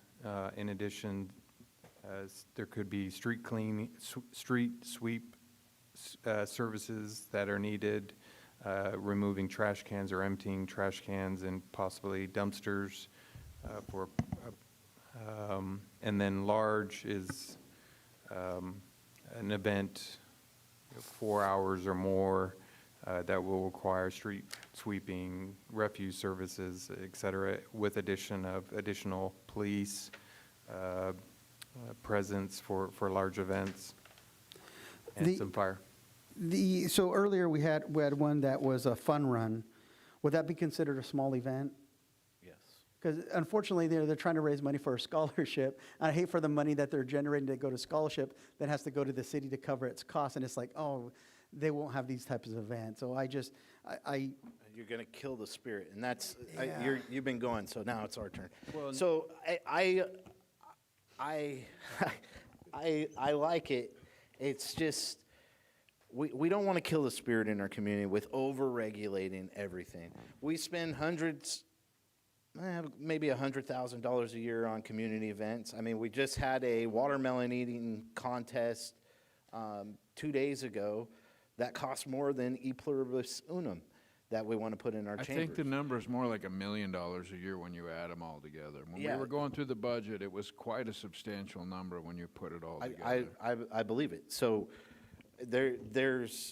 but you want the community to come together. You want that spirit. That's what we want to keep alive.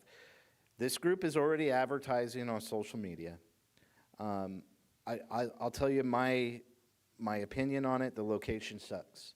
I think that we have some parking lots that can work, that will not be a great impact of staff time. It won't be a great impact on the cost. And they can get started, right? They're trying to do something, and they're asking for 3 months worth of staff time, which is a big ask. And so what I'd like to do is a month trial with them. I also hate the day, Sunday evening. I don't know how well that's going to work for you guys. That's my opinion, but I'm willing to give a month trial, and let's see how it goes, see if it grows. This could turn into something good. I think we want our community to come together. We want to drive consumership on Main Street. This is how we do it. We've created the entertainment zone. We want to continue that spirit going forward. Any other council members have any comments? So we discussed this at length in the downtown committee, and we're starting to expand into this area and assessing the parking lots that we have around town, and a number of them have lighting. And so as you go into the evening and we get into the fall and those things, lighting's going to become more of an issue. And if it's a city-owned parking area and it has lighting, and we don't have to close off the street, and we don't have to run the risk of using our park all that period, I think that's a better way to go. So I like the mayor's suggestion. I think Councilman Beltran's comments are completely on target here. I think that I wouldn't want to charge them to close the street. I'd rather recommend that they go in a parking lot where you don't have to close the street. Yeah. That's a better solution. And there's enough, what we talked about in our committee, and we're going to continue talking about, is we're going to have a map of where all those locations are, so that then it could be in different places. It doesn't have to be in the same place all the time, but if there's one that's desirable, maybe that works. But you don't want to commit to 12 weeks. You don't want to commit to a certain day, or like Sunday, and we've seen, that may or may not work. And you don't want to tie up our Centennial Park during that whole time. So I think a good alternative would be to maybe limit it to a trial run, so we don't abuse the number of times, and that we don't close the road, but we offer some opportunities or suggestions to other locations that are really close and adjacent to downtown that can be used.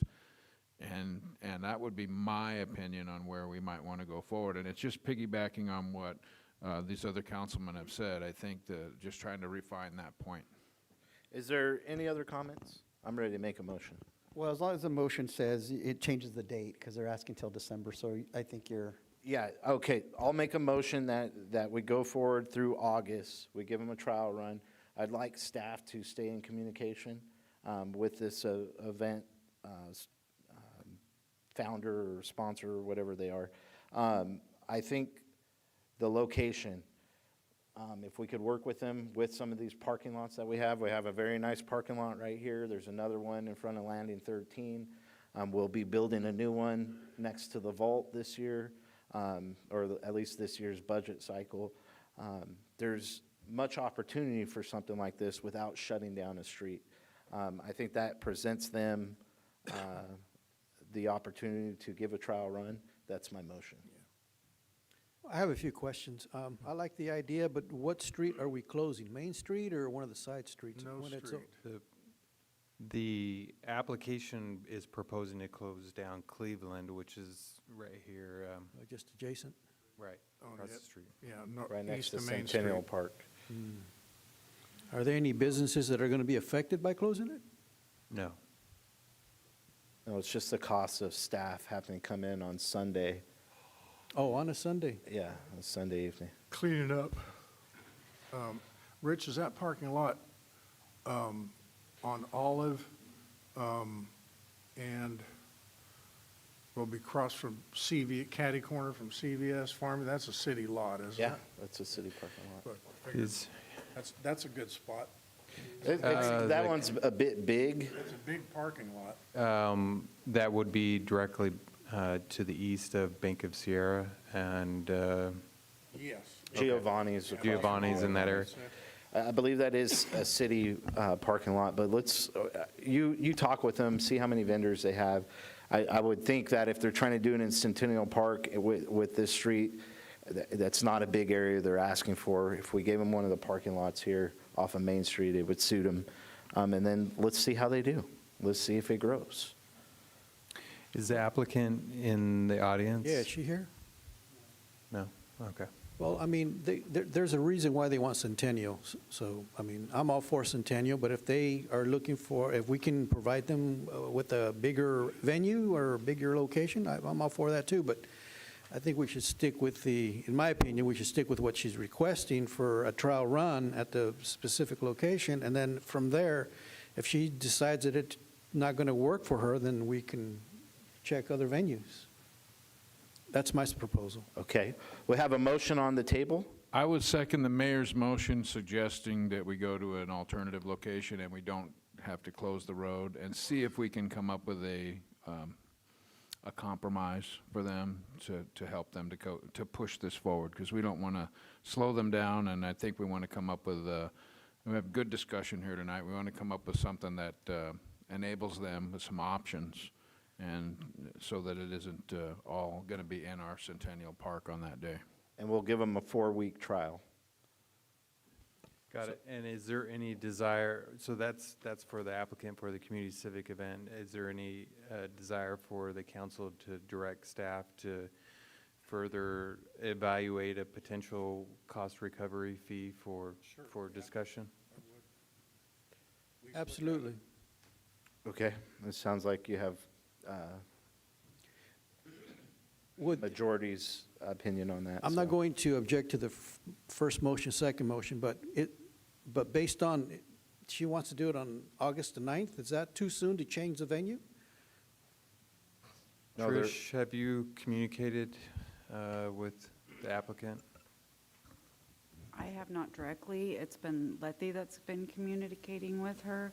I would think maybe it might be a little too late to change it for them. I'm not sure. I know they're going to have bounce houses and. Yeah, everybody's already. Well, we're not, it's not like we're moving from here to there. I understand that, but, you know, all the information has already been dispensed to everybody. So if we go back and tell them, well, we have another location, everybody might not get the information that they already have, that it's going to be at the Centennial. It's not our fault that they went out and publicized this without getting the council's permission. So they're pre-attacking and putting out information that is not the truth yet. So they publicized it too early. Yeah, it hasn't been approved by the council, and so this is where we're looking at, and we're deciding, are we gonna spend the dollars to have staff come out on overtime and set up at the park and close off the roads, or can we just say, go in the parking lot, and no one has to direct them on that? Well, I totally understand what you're saying. It's just, I didn't know they went on their own limb. Yeah. From the beginning. So if they went on their own limb, I get it. But I was just looking out for the overall picture of everything. Of course. That's all. Okay, we have, With that, Rich, they go to a parking lot, who supplies sanitation for them? I mean, poop houses. Well, that would be the responsibility of the organizer. I think one, that's all in the agenda item. yeah. So it's all there. They have to go through the same process as anyone trying to do a civic event. We have a first and a second. Let's call for the vote. Councilmember Rivas. Yay. Councilmember Green. Aye. Councilmember Beltran. Aye. Vice Mayor McCurvey. Aye. Mayor Meister. Aye, passes 5-0. Okay, moving on to 1234 reports. Tulare County Task Force on Homelessness. Council. It was canceled, no update. Oh, okay. Was, huh? The Downtown Porterville Committee meeting. Vice Okay, Mayor. Stan, you want me to take this one? Yes, because I've got two on You my got, plate here. you got the water, okay. Yeah. Downtown Committee met June 25th, 9:30 a.m. Minutes were approved. From the May 29th meeting, downtown beautification, and here's the topics. Downtown beautification and design guidelines were discussed. The committee identified several recurring issues, including outdated and unmaintained signs, banners, and flags that do not conform to the guidelines, business covering windows in ways that may violate standards, and abandoned signage left behind by former tenants. So with a good discussion, you can check that out. The committee reached a consensus that the guidelines should be formed into a practical, prioritized summary to be provided to new businesses at the point of business license application. And it was proposed that the committee take the lead on developing a priority list drawn from the design guidelines. We had just finished going through the 60 pages of former engineering on this from bygone era, and there's a lot there, and to get from here to there is going to take a while, so we're discussing how to get there. Downtown communication strategy and merchant outreach improvements was next on the agenda. That report was on downtown events calendar and is now publicly accessible, and we're trying to continue to make it better. So that is taking shape, and I think we're going to continue to make that more friendly and user-friendly for everyone as we go forward, and that's including everybody that we can get all over the community in that one spot. Item 4 was downtown parking management and employee parking expectations. The concept of establishing peak hours and seasonal framework for a business outreach letter had not been finalized yet. The committee identified inadequate pathway lighting between the front of the store parking and the rear parking. So we're evaluating that because we know that where we have better lighting, we have, it's safer and cleaner than in the other areas. Just shine a light on it, they say. Topic of alley lighting, safety improvements came up. We did have our interim police chief, Chief Rader here in the meeting and addressed the committee regarding the downtown alley lighting, which was a great discussion. You can find that on YouTube. A combined lighting and parking assessment map by location will be developed and brought back to the committee so we can continue to look at this. And we were just going on this conversation about where we might have farmers markets, and so we'll have some more information here working in another area that might be able to overlap. Downtown public safety and quality of life updates. We discussed with our local officer, Jacob, who joined the meeting and discussed with the committee, who had been assigned to the downtown area, doing the survey on the alleyways and other areas, and found that the unhoused population was the most commonly cited concern. Even though we've made a lot of progress, that's still a continuing and ongoing challenge, stating the negative impacts on the presence had on the business environment, including litter and human waste on the sidewalks and storefronts and encampments and alleyways. So still some opportunities out there as we look at these things that we got to continue to address. Officer reported that he spent the majority of his patrol time in the alleyways where most of the problematic activity is concentrated. So he noted that by consistently enforcing the applicable laws, including drugs and drug paraphernalia, that the violations, and by connecting unhoused individuals with available resources, he had seen a significant reduction. And you can see that discussion on the YouTube if you want to see that firsthand. They've definitely reduced the number of individuals that were lingering around in the alleyways, which is helpful for public safety, but then it'll help us to get that under control with the trash opportunities and with the cleanliness. On the topic of the downtown beautification funding, we don't have any concrete funding for beautifying downtown. There's just discussions. The downtown committee accomplishments was the final agenda item. The committee had accomplished a number of improvements, including road paving, tree planting, alley cleanups, enhanced public safety presence, community calendar, and the lighting in the alleyway work would continue.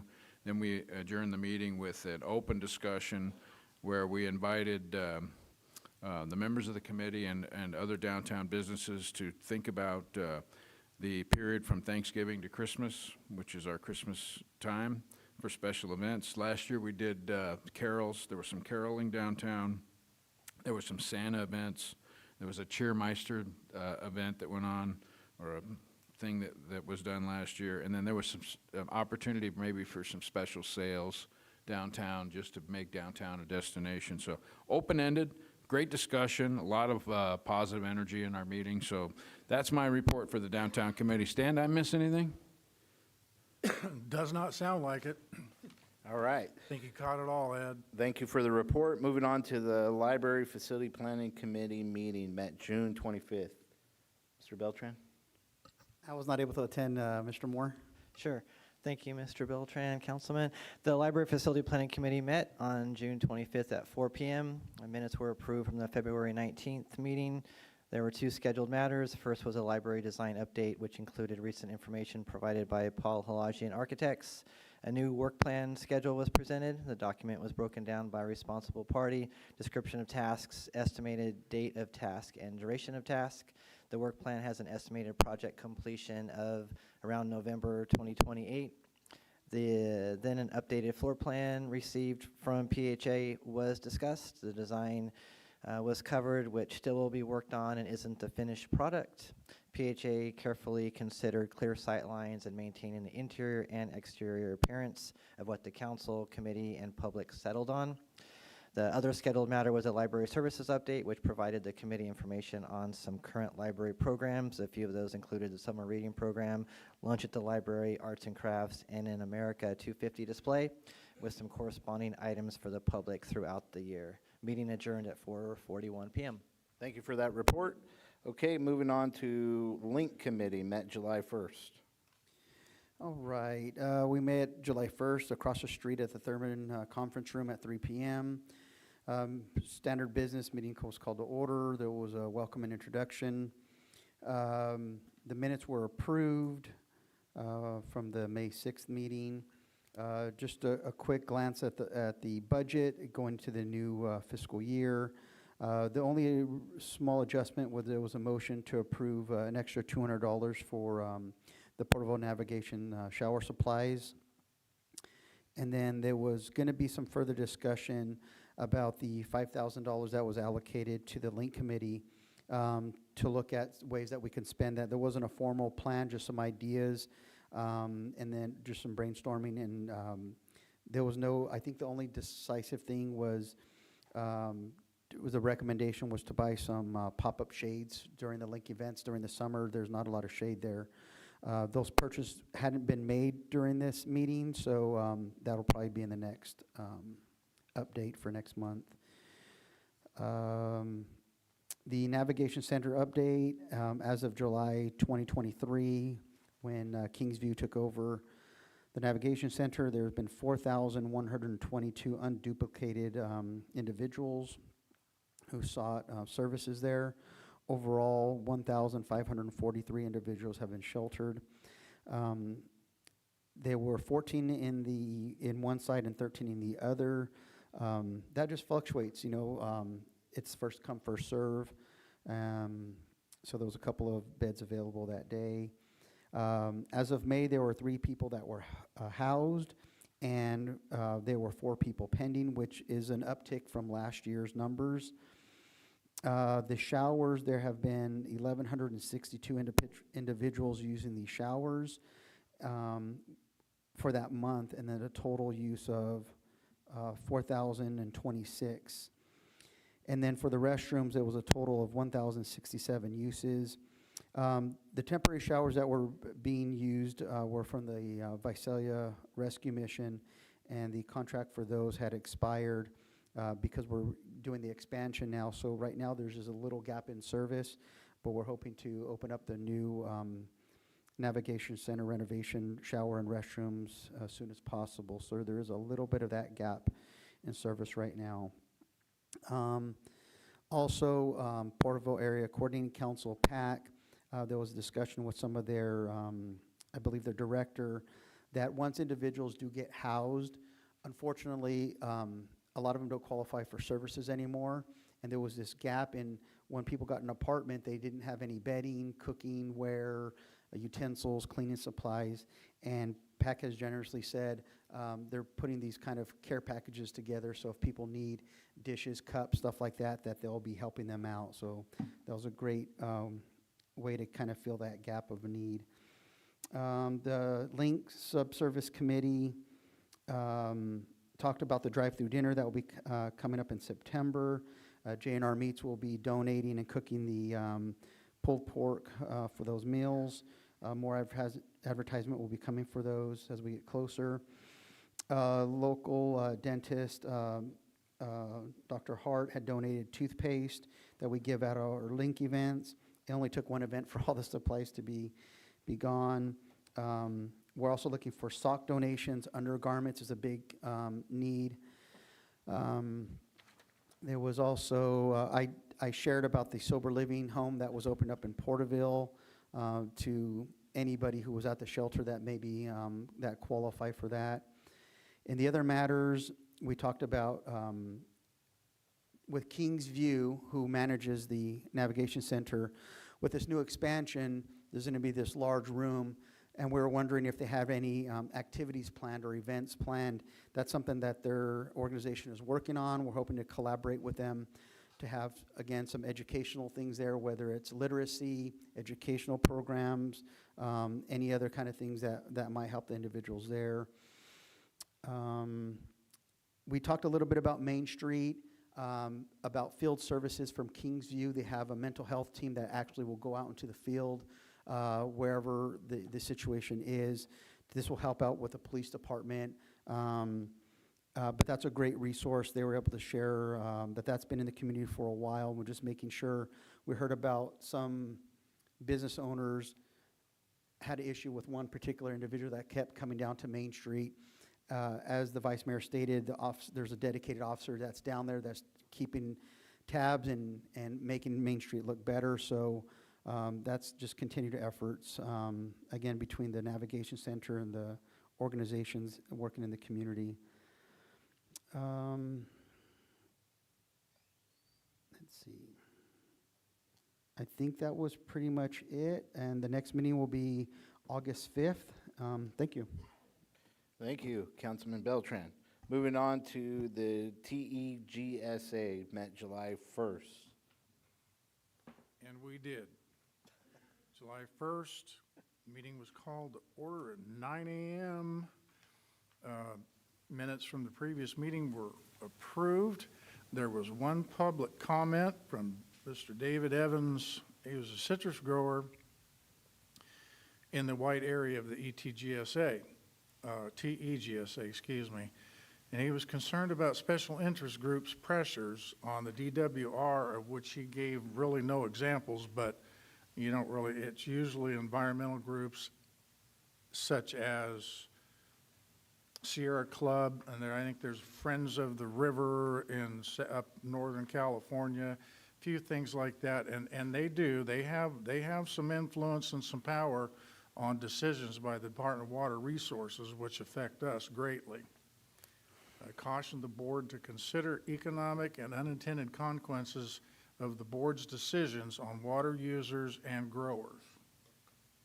We moved on to action items, which Amanda Carlson reported. Financial reports, balance of $283,000 or expenses, and a board debated timing of approving $100,000 hydrological budget for considering Prop 26 revenue to cover expenses.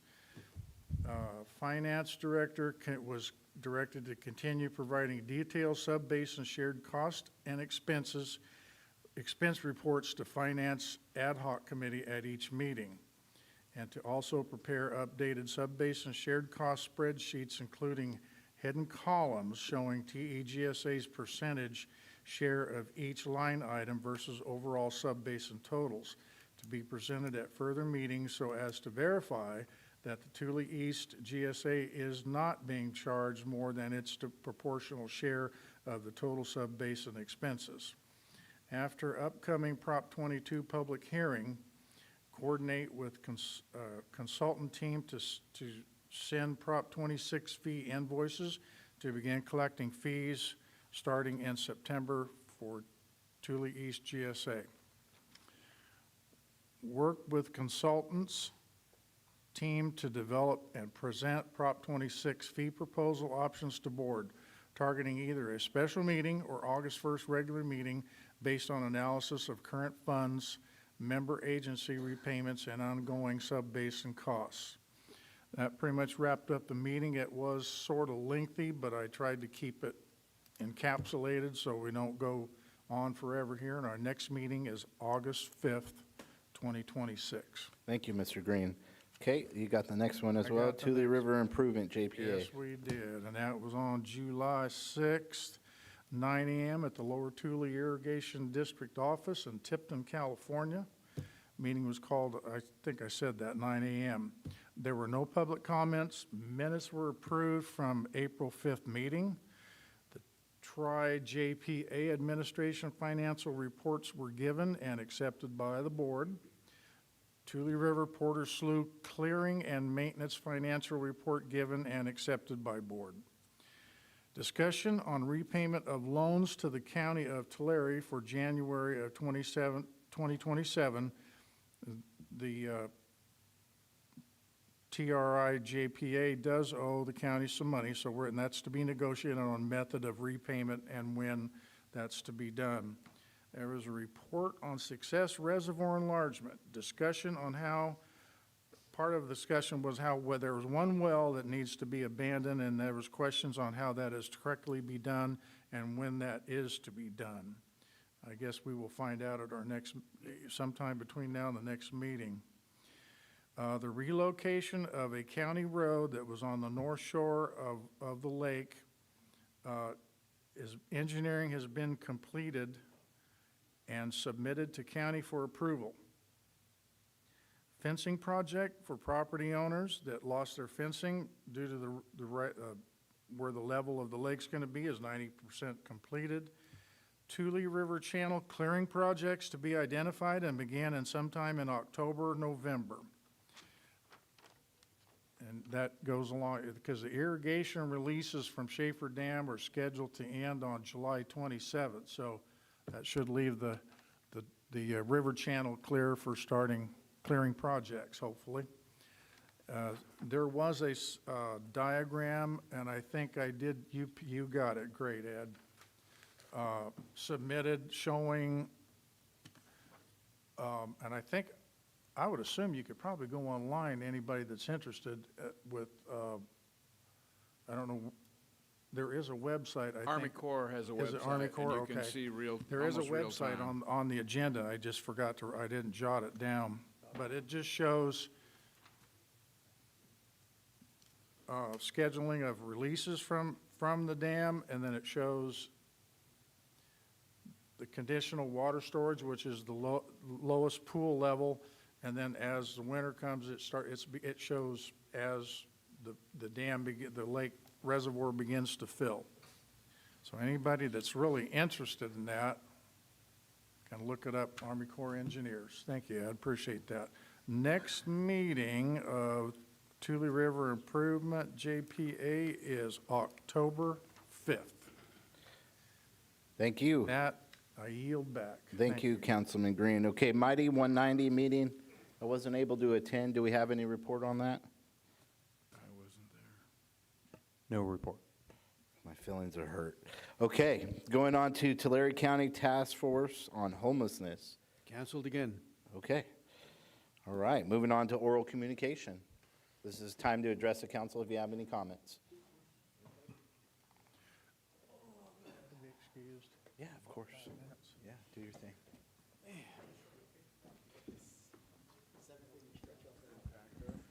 This will be really short, much to your relief, I'm sure. I just have one thought on the money to help out the baseball team. They're representing Porterville. I mean, they're going to be, I believe they said in Oklahoma. Is there a possibility to take the $5,000 that was offered to the rescue mission and transfer that, use that as a donation to the baseball team? Because I know there's going to be more than 6 boys going. You got to have the baseball team and then any substitutes and so forth and their families. I think that'd be an awesome way to support them. Thank you, Karen.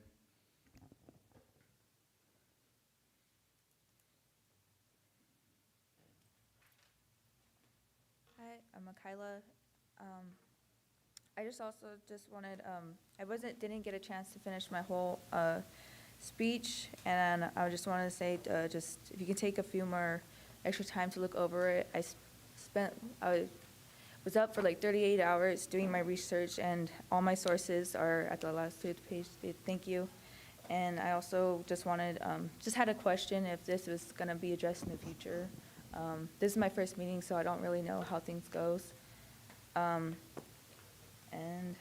thank you so much for taking the time to listen to all our concerns. I really appreciate it, and I know that everybody else did too. Thank you. Thank you, ma'am.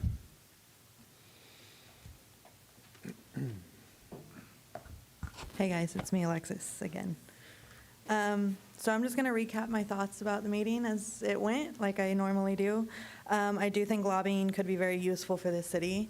But as the mayor said, it's our tax dollars at the end of the day, so please tell the federal lobbyists to lobby for the projects that the community wants.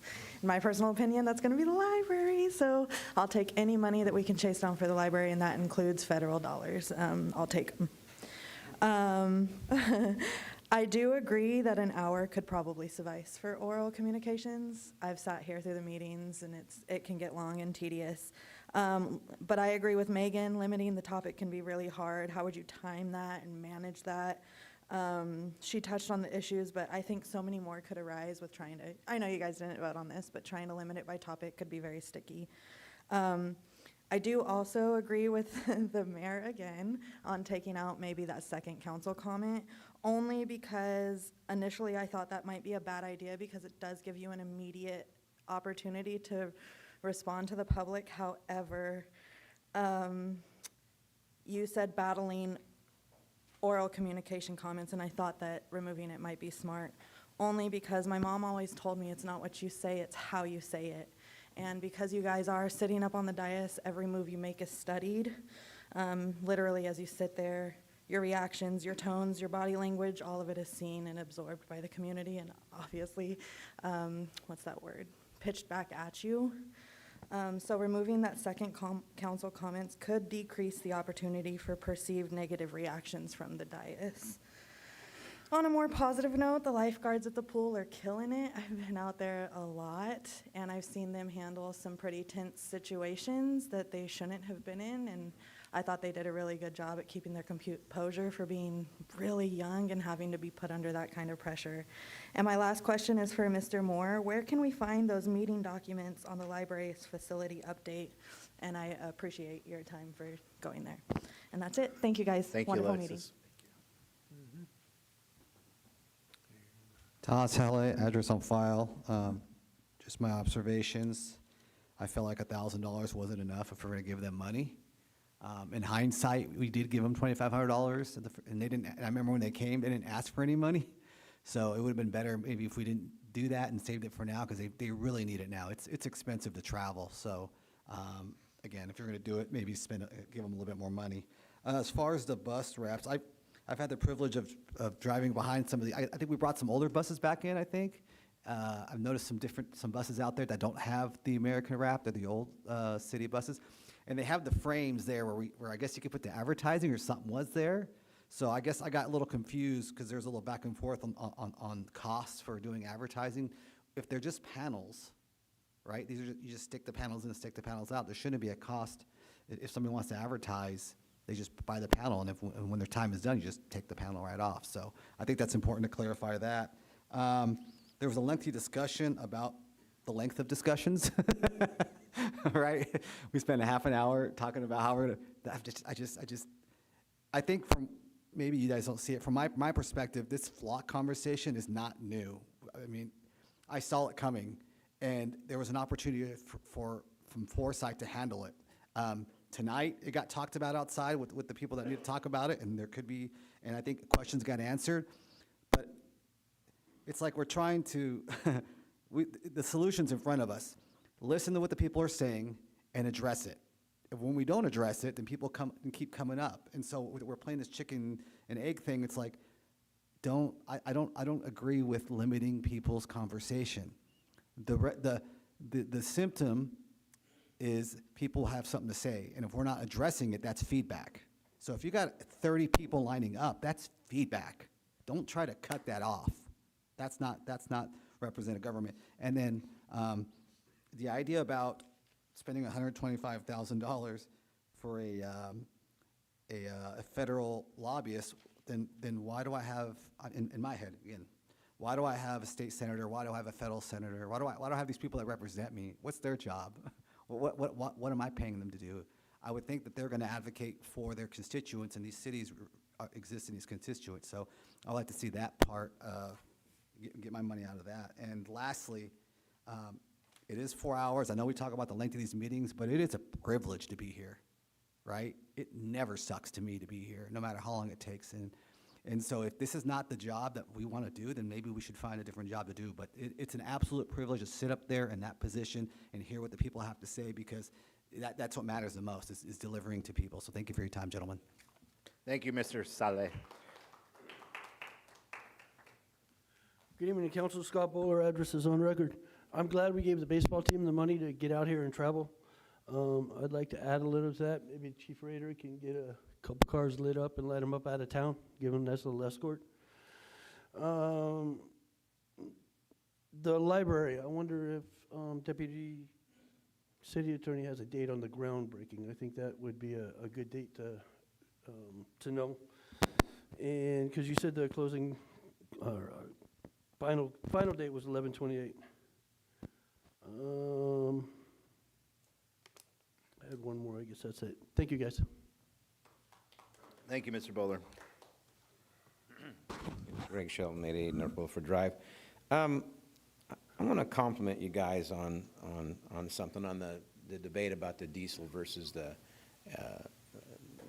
was it the compressed natural gas? I didn't realize that diesel was even an option. I thought that we went to diesel and then we did CNG as a way to not go to electrification. I didn't think they'd let us go back to diesel. But, you know, as I'm listening, I'm thinking, man, these guys are gearheads. They know about mechanical things. And then I got to thinking, AJ built a 64, you got the Ford, you're a maintenance guy, you're an old farmer, you know, and Ray, I don't know, you probably said broke down cars. But anyway, so what happens is you're spot on. When Rudolph Diesel invented this in 1896, it's a good system. The reason that most people like driving it is for 100 years is it's still the best system, you know. And so, and I'm listening to talk about repairs, and you know, a lot of things. It's not just the motor. It's that you know, it's got an Allison transmission. There's a lot of things that go wrong with them. But when you get something that's had 100 years, you know, and still works good, that's what you stick with. I thought it was pretty gutsy of you guys to kind of go against the, you know, the thing, California mandates where they're wanting to do this. So good job. I think we'll be fine. We don't get hit with the fine with it. Second of all, Mr. Tree, about the exchange for the surplus property. I'm going back 20 years ago. I sat on the Parks and Leisure Board when we did that parking lot to nowhere, yeah, $600,000 parking lot to nowhere. So I'm wondering why it's still on there, and I'm thinking, oh my God, it's like a tax. It lives on for closest thing to, what Reagan said, closest thing to eternal life is a tax, because it never dies. Seems like this is one of those.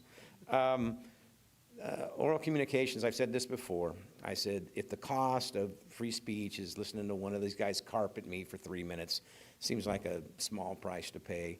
I admire you, Mr. Rivas, for standing on your measure. I know what you're trying to do, Mr. McCurby, and the biggest problem is going to get to be, when you talk about content, is like, I'll just game you and I'll just change the content a little bit and say, well, oh no, that's not the same content. So your idea with the straight times an hour, maybe an hour and a half.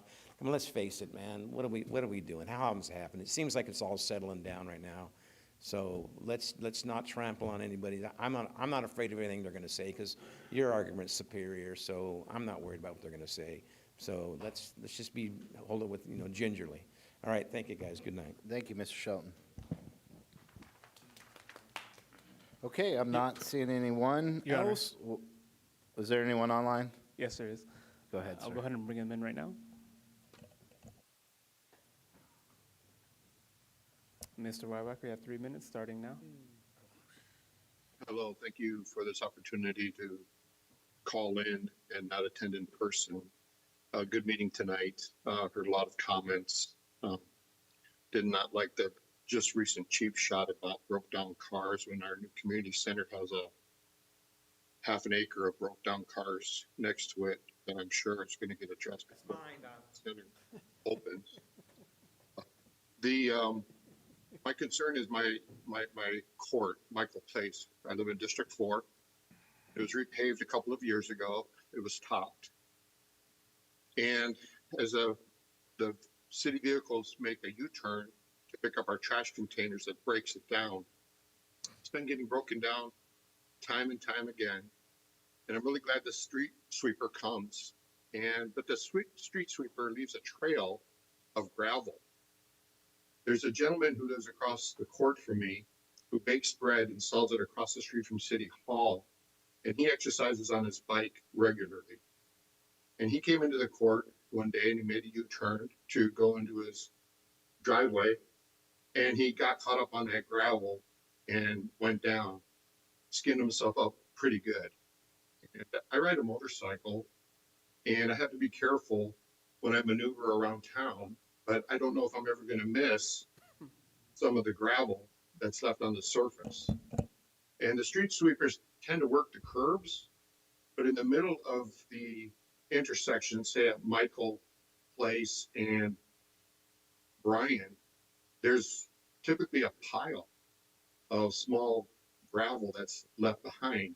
As you drive throughout the district, you take a look at these roads that were maybe installed 2 years ago, 3 years ago, you might see that there's a hazard throughout the city. And I don't know if we need to change the mix, or if you could consider changing the mix, what that cost would be. But the gravel just isn't getting picked up by the street sweeper. And when it goes around parked cars, it just pushes that line of gravel, that trail that it leaves further out from the curve. So I just wanted to bring that to your attention. And maybe there's something we can do within the Public Works Department or whoever handles street sweeping now to minimize that hazard. Thank you very much. Thank you, Mr. Wyrock. Okay, That's all. is there any other? No, Your Honor. Okay, we'll move on to other matters. Councilman Rivas, do you have any comments?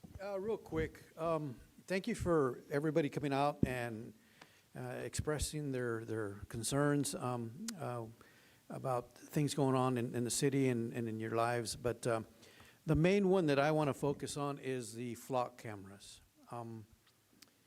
I have some deep concerns on the agency who operates those, because there are 54 cities that have canceled their contracts because of data ownership. And because of that ownership has been, even though you can go to online and so on and so forth, but there comes a time when you want the privacy of your own being in your own car. You don't want it to be used and sold for other personal gains on whoever is on it. So I'm hoping, and I'm going to be an advocate on this flock contract if it continues with the negativity that I've been reading and researching for a while, because I was led to believe it was for a particular situation. But, you know, there comes a time where I've read that, you know, 21, and I think the number is correct, is 21 billion license plates were read during the month up in Oakland, something to that effect. That's a lot of license plates reading. And facial, I don't know if it has facial recognition, but there are some lawsuits that are being in the courts as we speak, if I'm not mistaken. But I am going to be watching that very closely. And that's just my personal preference, because if you give a person too much power, and some of the stories that I've heard today about watching your ex or whoever, that is not being used appropriately and not accordingly. So I will remind the officers, whoever is in charge of that, you're tooting a fine line if you're using it for misappropriations. So with that, I'll leave it with you. Thank you, Councilman Rivas. Councilman Green, do you have any comments? Yeah, I think I like what AJ is talking about. I didn't realize how much in depth what those things can actually do till I looked into it. Was brought to my attention by one of my constituents, and you know, I wasn't really aware that those things were that much in depth. Yeah. Yeah, that, you know, it just and what they can do. Yeah. So, yeah, I think it's something to really kind of look at and consider whether it's worth, the juice is worth the squeeze. Yeah, right? I totally agree. So with that, I'm going to watch it real closely, and I'm still researching the lawsuits pending on that and the violations that have surfaced from them, because it's from I believe it's an Atlanta-based private company who sells information to ICE, DEH, and third agencies of the federal government. So with that, I don't approve of that, because I was under the impression it was for certain things, and they have been on record to confuse and lie to the cities in regards to why the true meaning of those cameras are for. So with that, I'll leave that with you. Okay. Do you have any other comments, Councilman Green? No, I yield back. Thank you, sir. Councilman Beltran.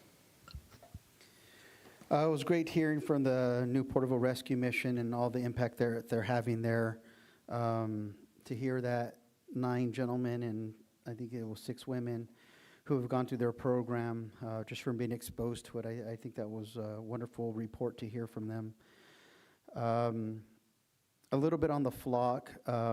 There's the good and the bad of it, and unfortunately, when you get humans involved, that's where you're going to have the flaws. I don't care if you're a doctor, an officer, a teacher. We hear all these stories in the news of people, unfortunately, misusing their authority. But I'd say the same thing, you know, as much as the flock might get some attention, you know, with privacy and stuff. We approved a drone program here. So I know 4th of July, I was trying to keep cool and swimming in my pool about 10 p.m. and I just see this thing hovering over. It wasn't right over my home, but it was pretty darn close. I fly drones, so I know it was pretty low. And I'm like, wow, just somebody's just flying over, you know, looking at stuff. So, I mean, and same thing with the Ring doorbells. You know, almost every home has a Ring camera. So no matter where you go in society, you know, I work for the school district. There's cameras in hallways. There's cameras in the parking lot. There's cameras inside the facility. So no matter where you go in modern age, technology is going to be part of that. And a lot of it has to do with the policies we're writing. And I believe with us, with our police department, making sure the proper personnel are trained and only certain people have access and how they access it, that there's a login and it's what they're doing. And I think we do a really good job here with keeping tabs on how it's being utilized. So again, it comes back to human error. That same discussion goes with vehicles, how many people die in car accidents or speed. It's just being misused. And lastly, on Freedom Fest, I didn't say it at the beginning, but it was I love the drones. I mean, I love the technology. I'm not so much the old school of the big explosions and light. I know some people are old school and love that stuff, but I love the drones. If it could have gone another 5 or 6 more images, it would have just been awesome. But we'll see how that goes forward. The combo was it was a little bit for everybody, but I'm glad to see everything was safe. I didn't hear anything negatively as far as an incident. And so I'm just glad it took a little bit to get out. When you have that many people there, that's going to happen. But it was a great success. So yeah, staff was recognized earlier today, and it was amazing. That's it. Thank you, Councilman Beltran. Vice Mayor McCurvey. Yeah, a couple of things. The air conditioning's working great tonight. Boy, howdy. Thank you. Thank you. Oh, my goodness.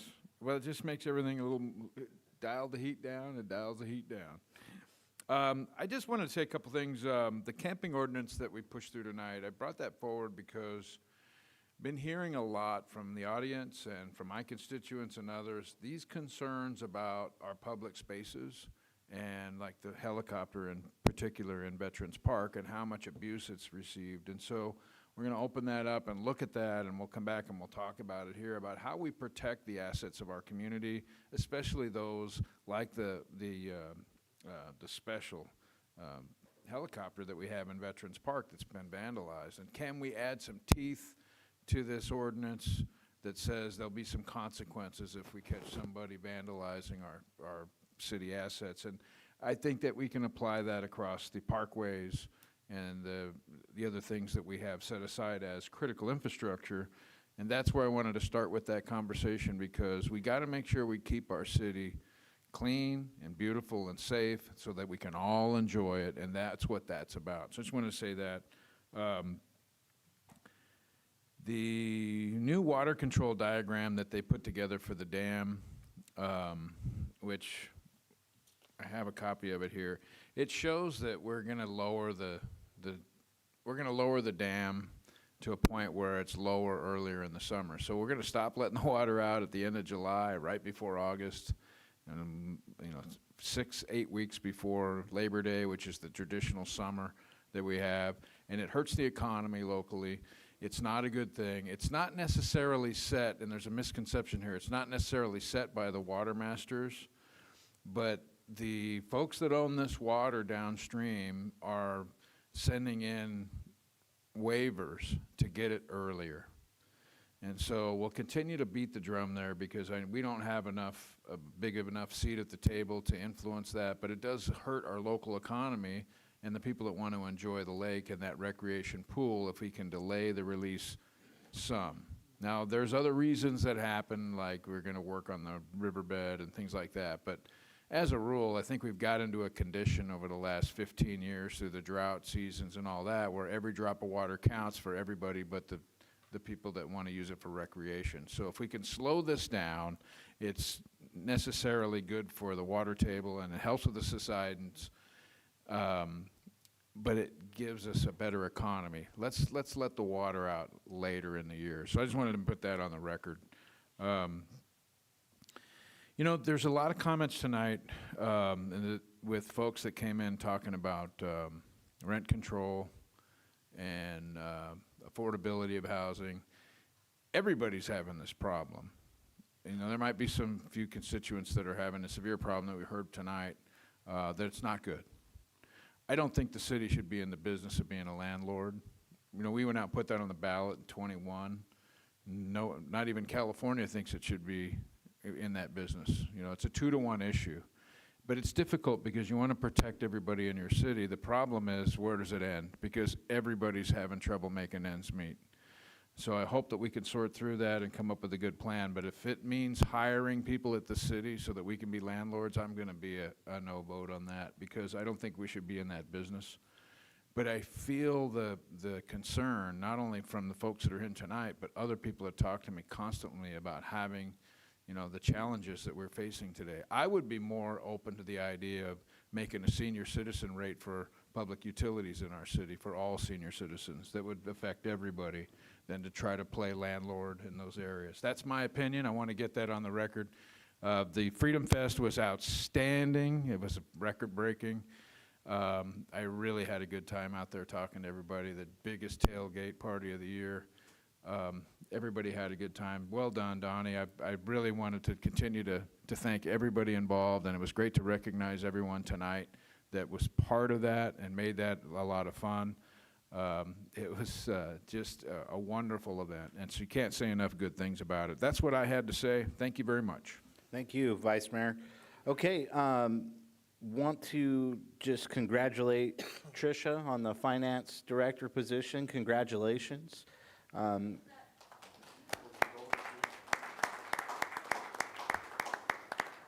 And then I don't see Oscar in the room, but he was got the job of senior planner, so we got him back from the county, and so congratulations to him as well. And then when you lead, people follow, right? So I got a letter in the middle of our council meeting from QK. They were in the audience tonight. Dear Mayor, QK Inc. would like to match the $1,000 donation for the Little League baseball team for the state championship. So really just want to say thank you to QK for making that donation. And we continue to push our Little League guys to the next level. So with that, Mr. Tree, take us home. Thank you, Mayor. We do need to go back into closed session for an item. We won't. There's nothing to report out, but so I'll be brief. We're building a strong team, and that's been one of our top priorities. And so congratulations to Trish, and we'll welcome Oscar back. And we have a couple more spots to fill, but we're getting close.